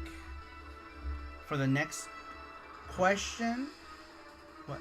I think, sorry. Just trying to move it. Move it on this side. Oh, probably better. Yeah, just make it smaller. It's too big. Smaller. Because remember, we see it small, but they see it gigantic. Especially if they're on their TV. But if they're on the phone, then they might not. Yeah. All right, so let me read them to you for those of you who are on your phones and might not be able to see what's there. But basically, you're gonna put the number that corresponds to the question if that's the question that you want to do for next week.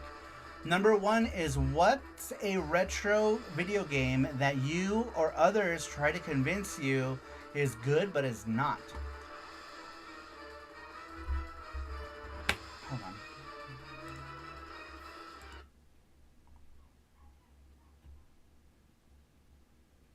That's the neighbor's stupid dog. Hold on.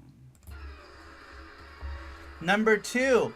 What's a video game series you started that got too overwhelming over time? And that means like you there's no way you're gonna beat the whole series because it just got crazy. Or 3. What was the most disappointing boss battle in a retro video game? Number 4. Which video game was a lot easier when you were younger? Number 5. What's a video game you started many times but never finished?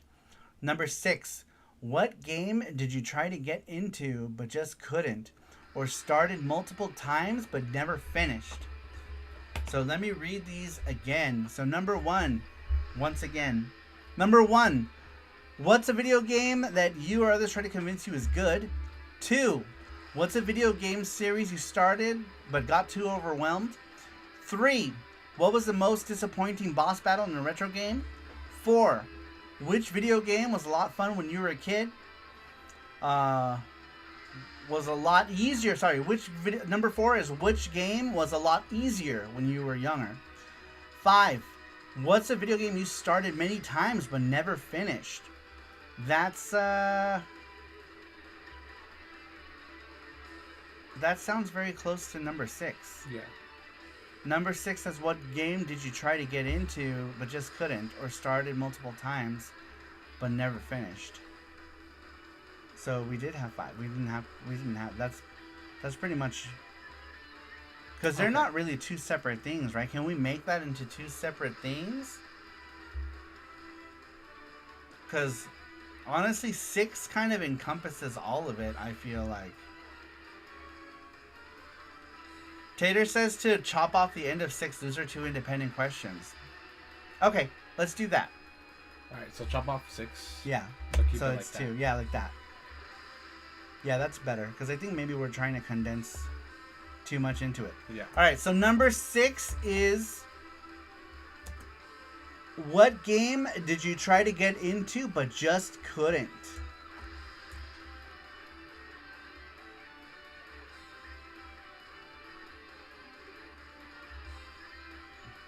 I would erase started multiple times but never finished.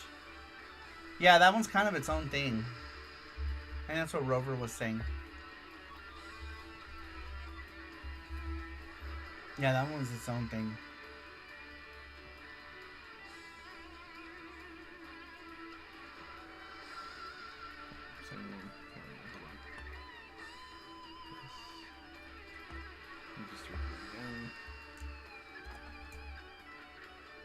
Yeah, because that one is already number 5.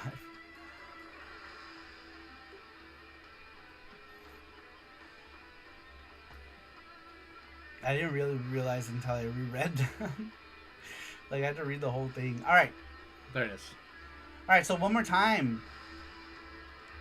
One more time. What's a retro video game that you or others try to convince you is good? Is number 1. Number 2.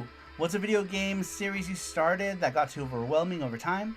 Number 3. What was the most disappointing boss battle in a retro game? Number 4. What's a video game that was a lot easier when you were a kid? Number 5. What's a video game you started many times but never finished? Number 6. What game did you try to get into and just couldn't? Alright, we got 1 vote for number 1. Matthew Kelly picked 4. 1 vote for 4. So pick. All right, you guys pick. 1 vote for 2. All right, you keep track of that. I'm going to go on to the next question. Start voting, you guys. I'm going to read the next answer here because we still have 4 more, and we're almost at the 4-hour mark here. Next one comes to us from Sweet Like Sugar. We had asked what video game is the one that you got completely absorbed to. Sweet Like Sugar says the first video game that completely absorbed me and had me investing countless hours was Dragon Force on the Sega Saturn. From the moment I started, I was hooked by its rich storytelling and cinematic cutscenes that gave real depth to each of the 8 rulers you could play as. The game music was powerful and immersive, setting the tone for both epic battles and emotional moments. Every character felt unique, and the intertwining stories added layers of complexity that kept me coming back for more. What truly made Dragon Force special was the blend of real-time strategy and RPG elements. Leading hundreds of troops into battle and making tactical decisions on the fly gave me a real sense of command and consequence. I love building alliances, expanding territory, and watching my chosen hero's story unfold. It was one of the first games that made me feel like I was living in another world. I cherished every minute of it, says Sweet Like Sugar. Very cool answer. I love that one. Love it. Love it. Let's see here. 2 and 6 seem similar enough. So either or. Do they? 2 is what's a video game series you started but got too overwhelming over time? So they're kind of similar, but they're different. Yeah. So the meaning behind 2 is more like you are already invested in this series, but now you feel like you can't finish it, right? Say you're playing like Trails. You got into the Trails games and you told yourself you wanted to play them all, but now you're starting to realize that the series is too much for you, and so you feel overwhelmed thinking about finishing that series, right? Say you're a fan of like Tales of Symphonia or whatever, and you're like, I'm gonna go back and play all the Tales games, but then you realize that it's gonna take you way longer to finish those games than you had initially anticipated. So you feel overwhelmed by. Here's a good one. Pokemon, right? People only play the first 3, and back then there was only like 350. Now there's over 1,000, and people are like, oh no, I want to play play the whole series, but I can't. I don't want to memorize so many Pokemon. Yeah, they feel like the fatigue, right?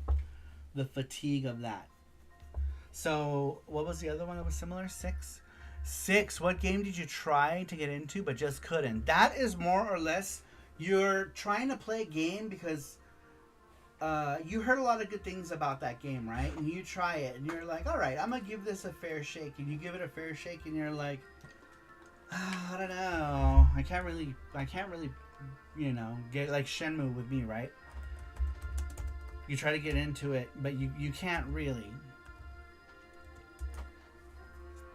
That is let me try to think. What's that indie game that everyone likes? I just couldn't get into. Sort of the heart. You get a box and you gotta move the heart around. It's an indie game. Undertale. Undertale. Everyone loves it. I just couldn't. I tried it, and I was like, nope, I can't get into it. Yep. And a lot of them are similar, but they're different because of the connotation. So like the meaning is different, right? So like number 1, what's a video game you or others convince you is good, but it's not? Yeah. That's a game that is bad. That could be your own story where the game is bad, right? But you've convinced yourself is good because you like it for whatever reason you like it for.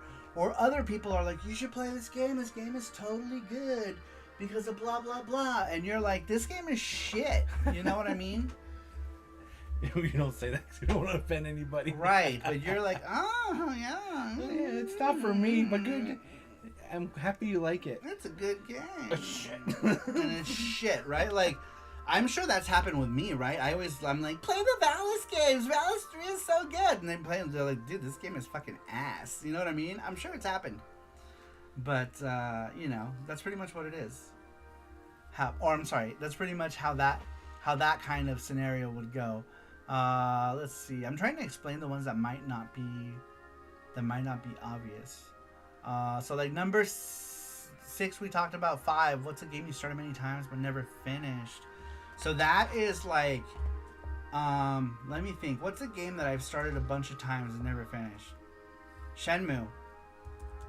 Not because I think Shenmue is bad. It's just I've started it a bunch of times and I never finished it.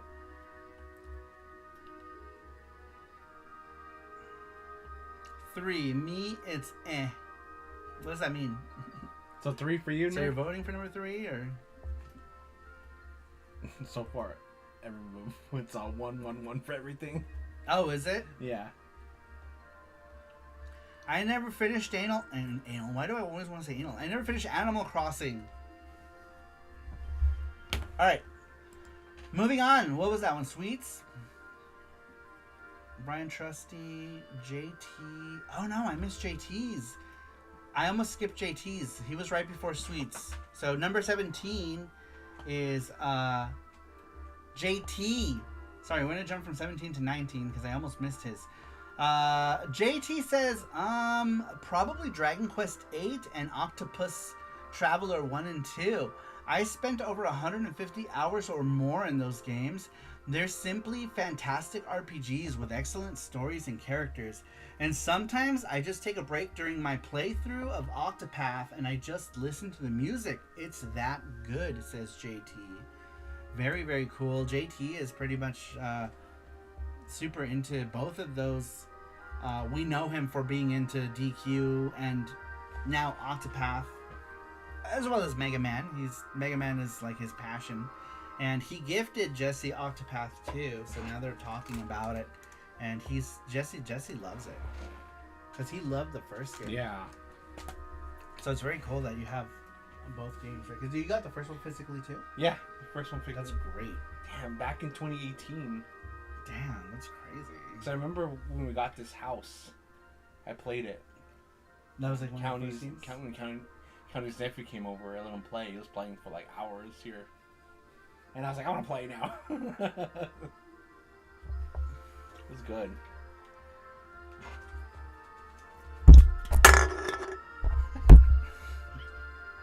Sorry, I hit that into the microphone. All right, very cool answer, JT. Dragon Quest. That's another one I always try to get into. See, that one's for me. That's one that I tried to, and I just couldn't. I just couldn't. So for me, that would be my answer for number 6. Could be Dragon Quest, right? Dragon Quest is a series that I tried to get into, and I just couldn't. I just couldn't get into it. Not because the games are bad or anything. I couldn't get into it. Chrono Trigger is another one that I tried to get into, and I couldn't. You know, and everyone always is like, "Oh, it's a masterpiece." And yeah, I don't know why. I couldn't get into it. Not because it's bad. It's just I just couldn't get into it. It's just some games I just can't get into. Okay, we got a winner. We got a winner for what? For the, Oh, okay. Was it 1? 6. 6. Oh, okay. What game did you try to get into but just couldn't? Oh, wow. Okay, so number 6 is the winner. Very cool. All right. Very nice. Number 6 wins. Yeah, Chrono Trigger I could never get into. It's just so slow to start. There it is. And I just give up. That's how I feel. And it's not necessarily a bad game. It just, I feel like in the beginning it just doesn't get anywhere, and I'm just kind of bored. But I can't, like, I don't say that. Oh, I didn't say I was bored with it, because a lot of people really love it. You know what I mean? So like, I'm like, oh, I just couldn't get into it. But the truth is, I couldn't get into it because I was bored. Thank you, Matthew. Thank you, Matthew. Thank you. Or you can delete it from that list too. Oh, you're right. Make sure it's gone, because then we're gonna end up.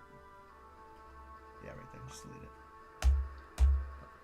Perfect. All right. I say it to people anyway. I don't care if they get all pissy about it. It says Rover. All right. Moving on. Next one comes to us from Brandon Wallace. Brandon Wallace says hands down. Good shit. Good, huh? Good Good shit. Hands down, Final Fantasy 11 for me. It was my first MMO. My roommate at the time got it after a couple of days. Watching him, I decided I would join him. In an MMO like this, you needed to help to do anything. This led it to be frustrating and rewarding at the same time. Because of this, the game had a community like no other I have ever been a part of. I have spent over 10 years playing this game, and it will always be my favorite Final Fantasy. Wow. Do people still play this game to this day? Are people still playing this one? Because they have another RPG, right? I need to know. Brandon Wallace is probably asleep. But I need to know. Someone tell me. Someone tell me. I think I started playing that game. 11? 11. The online. That was the online. Online with Rachel and Ruka. Who? Rachel and Ruka. Wasn't that the online? Who was playing with Rachel and Ruka? Me. Oh. Played on the PS3 or PS4? I don't remember.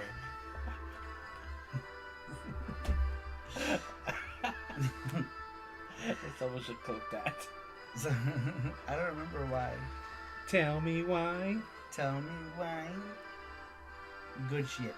All right. Next one comes to us. Let me make sure I don't skip anybody because I almost skipped JT. That would have been bad. Number 20 comes to us from Randrick. Randrick says, I got into a lot of games where I was absorbed, but nothing can compare to the Ultima Online, my first MMO. I could go on and on about this one. I spent so many nights playing until the morning, and sometimes until the afternoon. When I was about 16, I started playing this game. I made some great friends in Ultima Online. It was like a second life for me. No other MMO ever compared after this one, and after a few years, I just stopped playing MMOs. I had moved on, and I went back to single-player games, says Randrick. Wow, that's an interesting one. Did anyone else play Ultima Online? I feel like once you get older, you can't play MMOs anymore.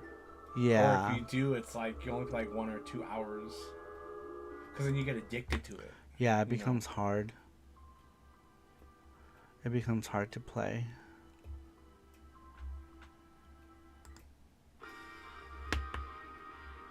It becomes hard to play. I think my first MMO was Diablo 2. And I got addicted fast.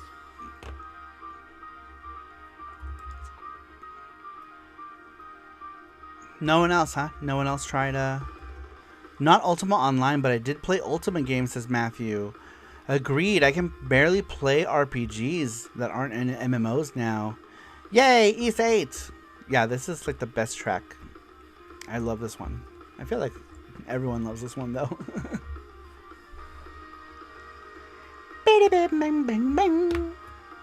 This opening was like an anime opening. This song.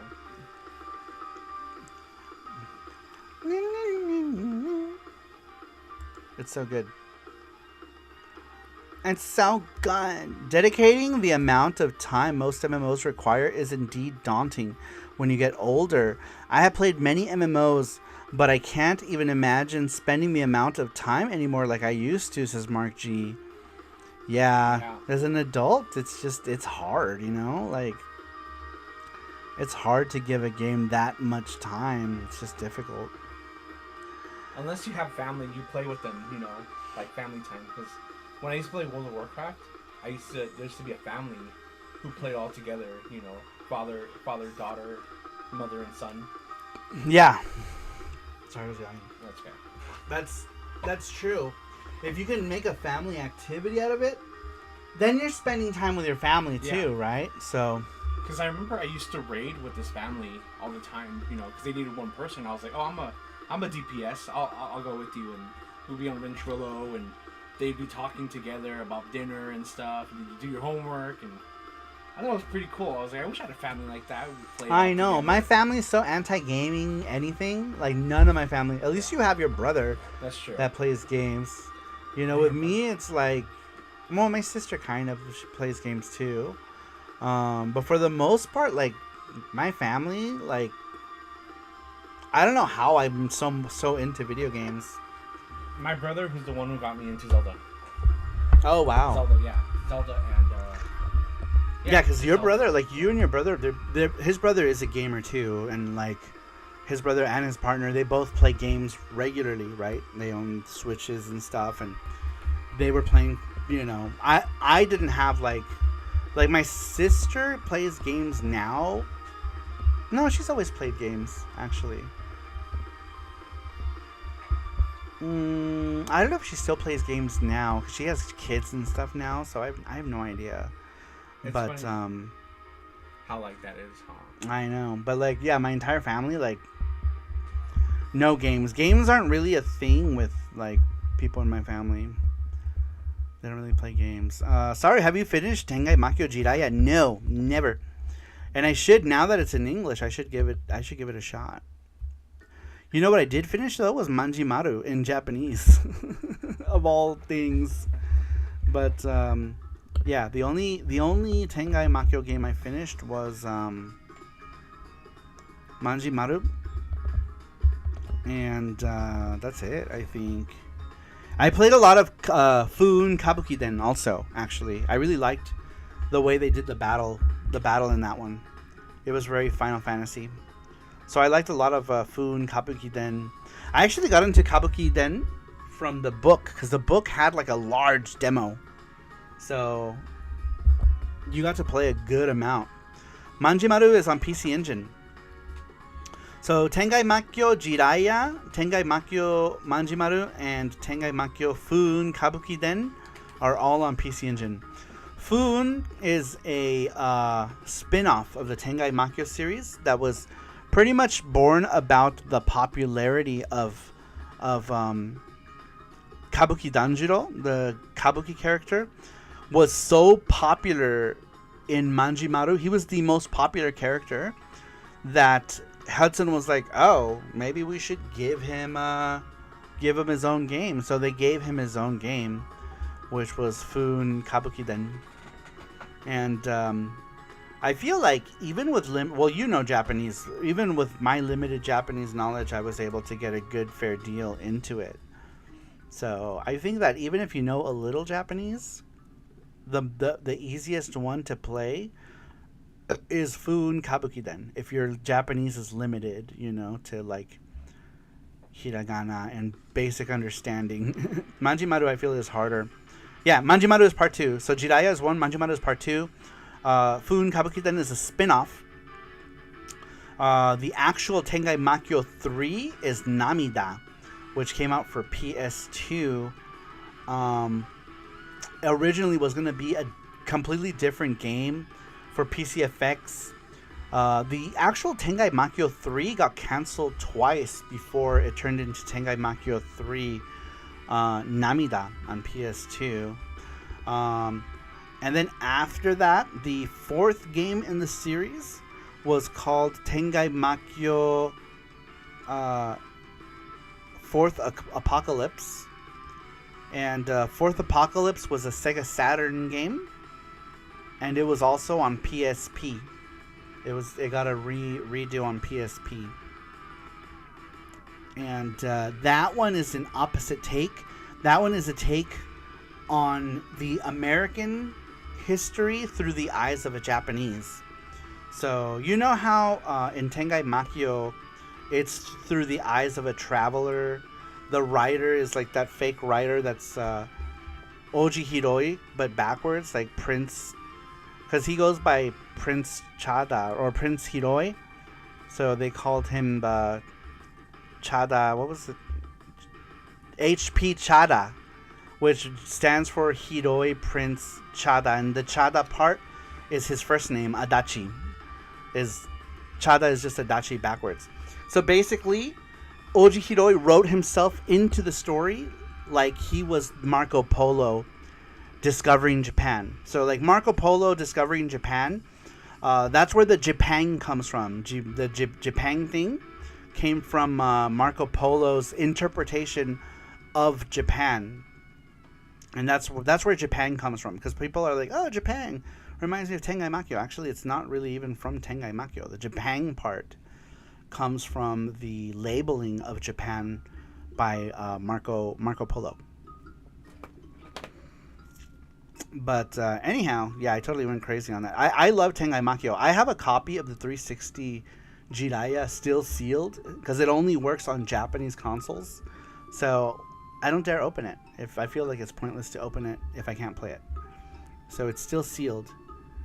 I collect Tengai Makyo games actually. I have almost all of them except Daiyon Mokushiroku, which is Fourth Apocalypse on PSP. I don't have that one. And I'm missing the AES neo-geo Tengai Makyo Shinden because it's like $3,000. But I have the MVS version. It's the same exact game. It's just in a different box. Do you collect the guides too? No, I don't have any of those. I would love some. I have one guide for Tengai Makyo Manjimaru on GameCube, which is so random. But it was like 500 yen, so I grabbed it. So I have one guide for, I think, the GameCube version of Manjimaru, which I have. I think I have 2 copies still of Manjimaru GameCube. Yeah, I do. I have 2 copies of Manjimaru on GameCube. If you play Manjimaru on GameCube or PS2, it's censored.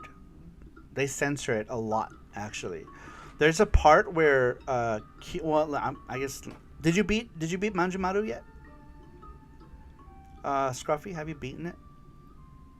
I don't want to spoil it. Well, maybe I shouldn't say anything because it might come out in English, so I won't mention anything. Very cool. I love the guides, especially if I'm going to finish it. Yeah, that would be helpful. The first time I completed Sakura Taisen in Japanese was because I had the guide that told me all of the different, all of the routes.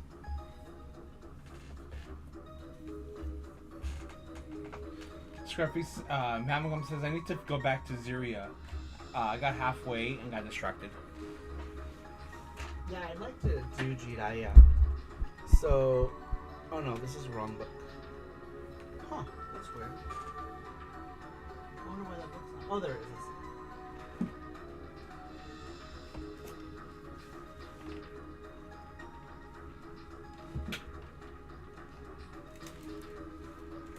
So on the PlayStation version of this game, I got through it. Speaking of Oji Hiroi, if you like Tengai Makyo, you might like a little game called Sakura Taisen, also written by Oji Hiroi. So if you like Oji Hiroi's works in Tengai Makyo, you might like Sakura Taisen, which was also written by Oji Hiroi. But I got through this game thanks to this guide here.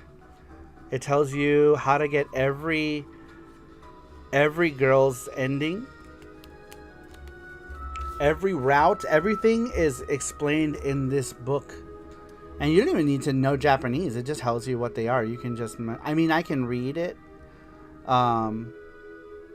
enough to know which option is what. But even if you don't, you can probably just match up. See, this is why I want those little plastic shells. Yeah. Because I keep dropping them. And eventually they're just going to start breaking. Let's see here. I just got it. Very cool. I love the guys. I just got in the mail today. I bought all the Mother game guides. They're very helpful and have great artwork. I have Sakura Wars on Dreamcast, but never touched it. Which one? Which Sakura Wars? Dreamcast got all 4 games. I don't know, maybe I would try Sakura Wars 1 and see if you dig it. If your Japanese is, which I assume Scruffy's is, but if your Japanese is enough to really understand what's going on, I would just say play the PS2 version if you have a PS2. Because that one is freaking amazing. And the PS2 version is kind of like a 1.5, kind of. It's very different. It is, yes, the first game, but it's more like they make some changes to the story, and they add some elements that weren't there at all in the other ones, or other iterations of Part 1. And man, I loved the PS2 version of that first Sakura Wars game or remake, whatever the fuck it is. It's good, really, really good. And I wish that had come out in English in some form, but it didn't stop me from playing the shit out of it and playing through it twice. It's good, super good. All right, let's get back to the question. Who was the last one? Brandon Wallace? No, Randrick. All right, we had asked you guys what was the first video game you were completely absorbed into.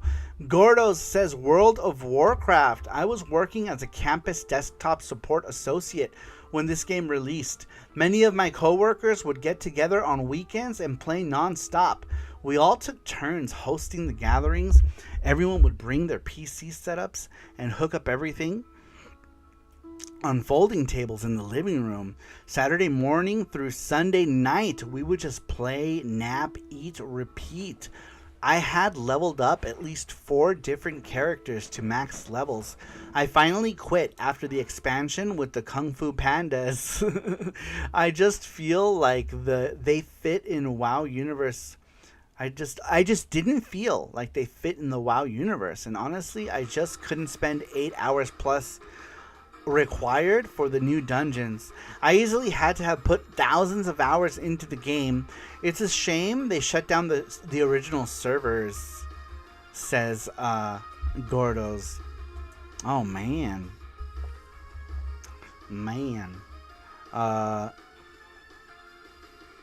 When did they start? Do you know when they shut down the servers for WoW? I also stopped when Gordo stopped after the Kung Fu Pandas. I was like, I'm done. Really? Yeah. No pander in love? It was just weird. I get what we're saying. It's like just it didn't fit. It didn't fit. Yeah, it seems so weird. Like they wedged it in too hard. Yeah. Why pandas? I don't know.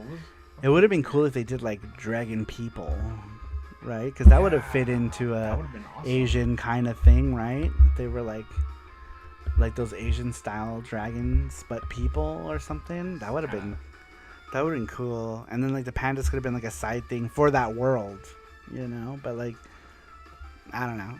The Kung Fu Pandas, that's funny. Let's see here. I need to play PC Engine Yuna. They're alright. The Yuna games, they're okay. They're alright. I actually need to play through it because I got a game that I was supposed to test, but I think it didn't work in the analog, I want to say. No, it didn't work in the Polymega. I'll try it on the analog. The analog should play it. But sometimes patch games like that on the Polymega don't work. Unless you're the one patching the game. We can try it next week with the new patch. On what? On Polymega. We could. Does that scare you? You don't like my faces? Yes, that's you. That's you staring. I'm guessing his old servers maybe because I remember some servers were closed. Yeah. It's possible his server got closed. Oh, gotcha. He said the original servers. Oh, I don't know. Because I played on a server named Akama since 2007. And that server's still going. I think it's part 2. Damn, sounds tempting. Do you have... the PS2 version of Sakura Taisen in Japan is so cheap, too. You can easily find it for like 1,500 yen or something. Or maybe even cheaper. Let me show you really quick. Oh, sorry. Just a little bit.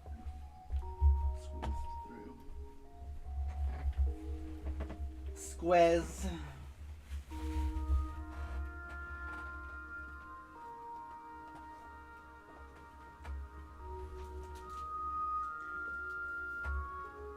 Sakura Taisen. Where the fuck is my Sakura Taisen? Sakura.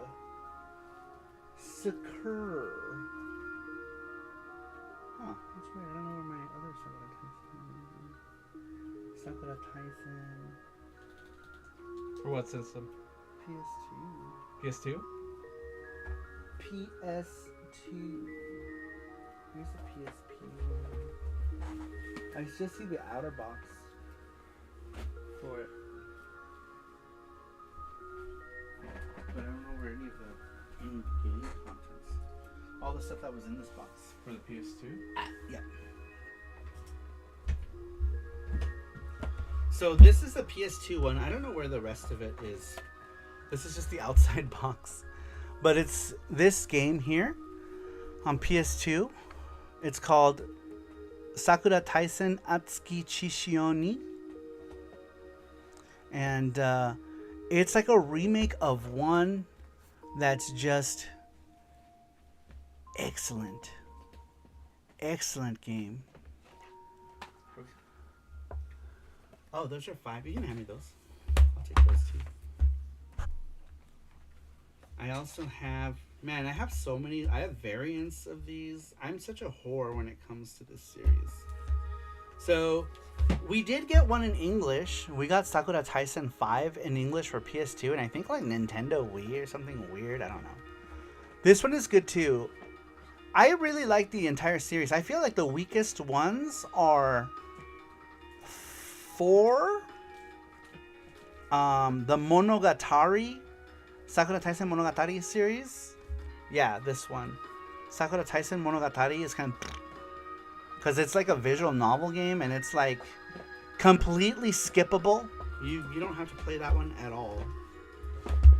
But I would recommend starting at the beginning, and then you're going to be like, man, I did not get enough. And then you're going to want to play 2. And then you're going to play 3, and then you're going to be like, holy shit, this world is so much cooler. And then you're going to be mad that they didn't make more of the world of 3. I was so hoping for an anime. I'm a huge, huge Sakura Wars fan. How do we start talking about Sakura Wars? Oh, yeah. Oji Hiroi. Oji Hiroi, he did Sakura Wars. Oh. There was also... Over here. Oh, is it? Yeah. This is over here on the side. Oh, and the game is in it. Then where's... Then we have one with that game somewhere. Remember? Because we opened it? That's weird. Oh, this... It's been here for a while in the corner. Huh. This hasn't been moved in a while because it has dust on it. We couldn't find my East Arkin and pitched him. He just found it. Can you put it in the East? Oh, I wonder if you bought another one because the case was gross. It's possible. I could have bought another one. Anyway, Sakura Wars 1 and 2 also came out on PSP. If you have a PSP and you can find this, this one is hard to find though on PSP. But maybe in Japan you can come across it. But I found that it's difficult to find.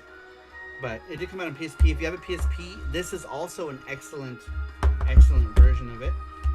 There are many versions of Sakura Taisen 5 because there's different iterations. So Sakura Taisen 5, right, came out in English. This is the main game, and I have to specify that it's the main game because it also had this, Sakura Taisen Episode 0.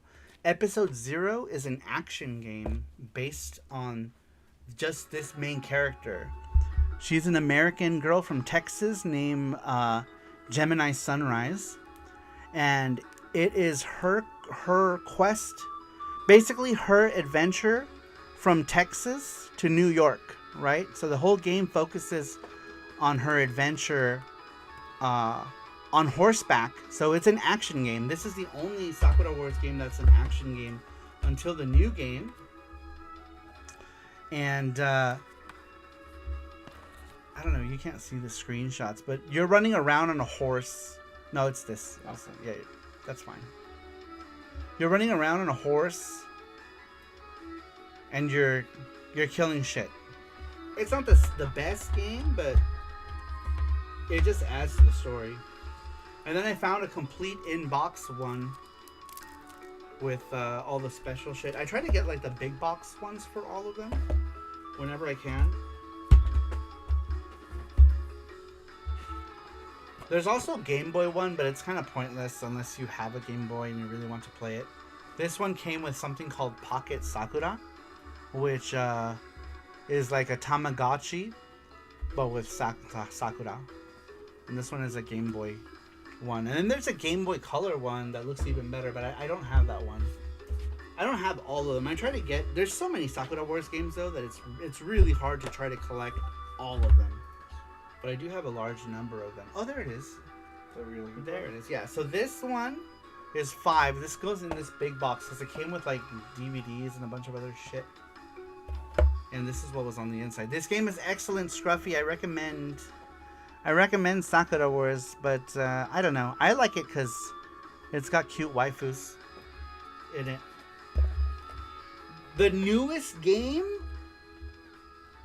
I did not complete. And the artwork kind of like, I don't know. It looks too much like Bleach to me. I don't know why they chose a new artist. Why didn't they have Kosuke Fujishima do the art again? It blows my mind. Man, I think I need a Sakura Shrine now. I know you have more over there for Dreamcast. I know. I need a Sakura Wars Shrine. Oh, there's another one over there too, Dreamcast.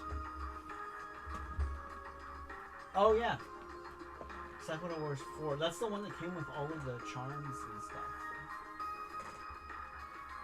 Anyhow. Yeah, definitely have a shrine. A shrine for Sakura Wars.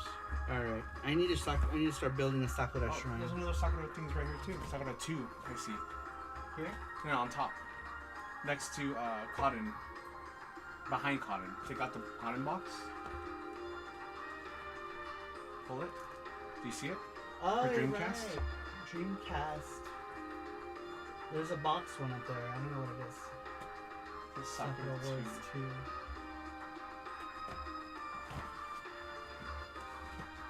Yeah, I need a Sakura Wars shelf now. I need it. Great Sakura Wars artwork. Dude, yeah, the artwork was amazing. It's sad that now it's like, what is his name? Kubo Taito? Tite? Titty? What is his name? Tite Kubo? He goes by Tite Kubo, Taito Kubo, TT. Anyway, the Bleach artist. The Bleach artist did the last Sakura Wars artwork, and I think a lot of people didn't like it. It rubbed people the wrong way. Yeah, you're right. I need to start building a Sakura shelf. I need a Sakura shrine now. Where would we put it though? I don't know. Where would my Sakura shrine go? Alright, we only got one more to go here. Right? Yep. It's the last one. And then we just hit the 4-hour mark. 3 more minutes. Yeah, that's it. Alright, the last one. We had asked you, what was the first video game where you were completely absorbed into it? Number 22 comes to us from Scruffy. Scruffy says, Super Mario Brothers. I was like a zombie connected to the television for my very first all-night game binge. Couldn't tear my eyes away from the screen. That's interesting. That's interesting. How many hours was that that you were hooked on it? I played Pokemon for the first time, the Pokemon Red. I played it all day, throughout the night, and then at school I was like falling asleep, and I was still playing. Went to the restroom. I was like, I gotta use the restroom, and I'm like trying to play by sitting down on the toilet. You know what? You want to hear something funny about what is a game that I spent that many hours on? Was Link to the Past. Really? Because I rented it. Oh yeah. So I had to stay there, and I left the console on because we had to take it back, and I remember beating it like right before we had to take it back. Sandy was like, "Hey man, I know the game!" Like, so like, yeah, Link to the Past was one of those games. I don't know. I'm sure there were others before it. I'm trying to think. Because I would have done that even before East. Our Blockbuster used to... there was this lady who would go because we rent games, and we asked her, can we rent it again? She's like, yeah.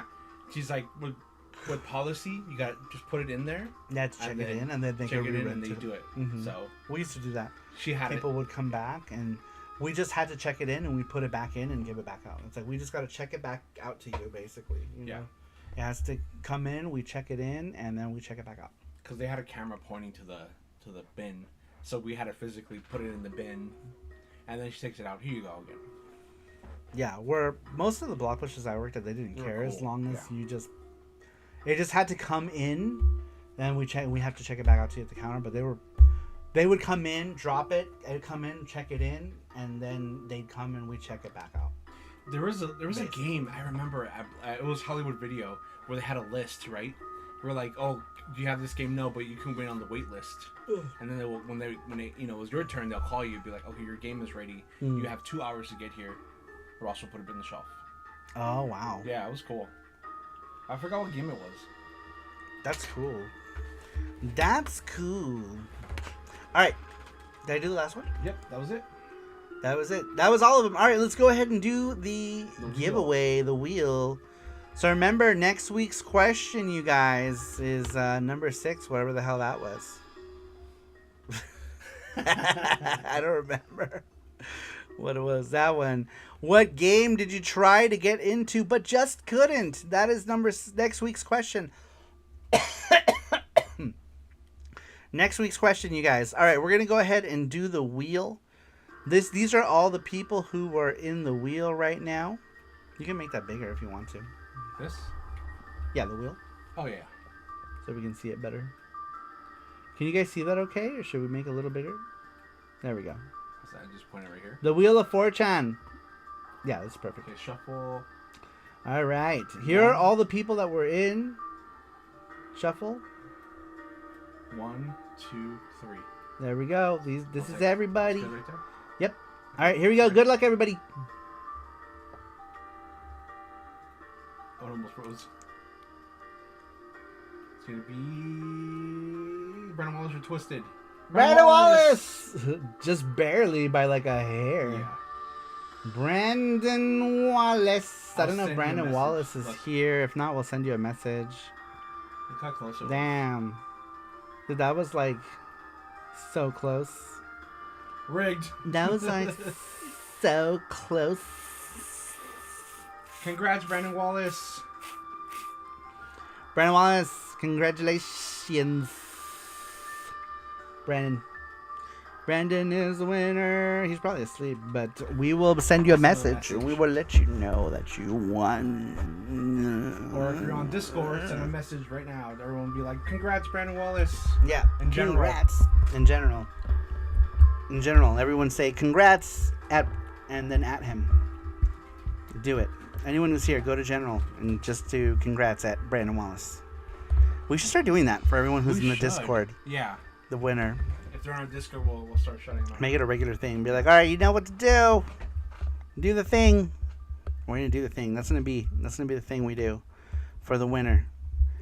For those of you who are here, obviously, if you're not here, but if you're here in the Discord, congrats to whoever, because they're gonna do the same thing to you when you win. They're gonna do the same thing to you. Peer pressure them into accepting gifts. I mean, sure. They can accept it or they could give it away. They can do whatever they want with it. Like Cybergirl almost always gives hers away. Yeah. Whenever Cybergirl wins, she'll give it away to someone. So it depends. Some people do, some people don't, but it brings attention to the fact that they got something, which is good.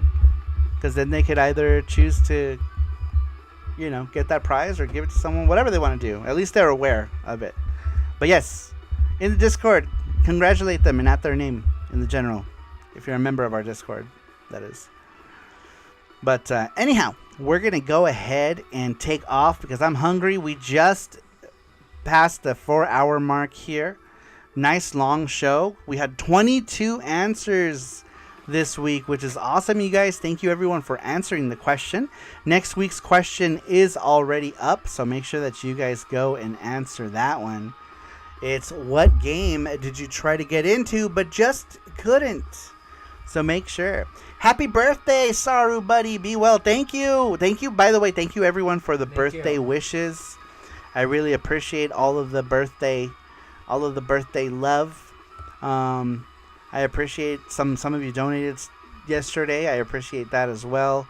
And I got some gifts from JT and some gifts from Gordostein. I got a controller from Gordostein. Matthew got us some food as well. Thank you, Matthew, for getting us food last night. And that's what we're going to go do now, actually. We need to eat. We're going to have real food because we've just been snacking on stuff. Much love to Saru and Panda and the best crew. Have happy Mother's Day and weekend, y'all. Be well, says Screw the Net. Nuff says a stream that completely invested you into it. And how many hours, SaruShow?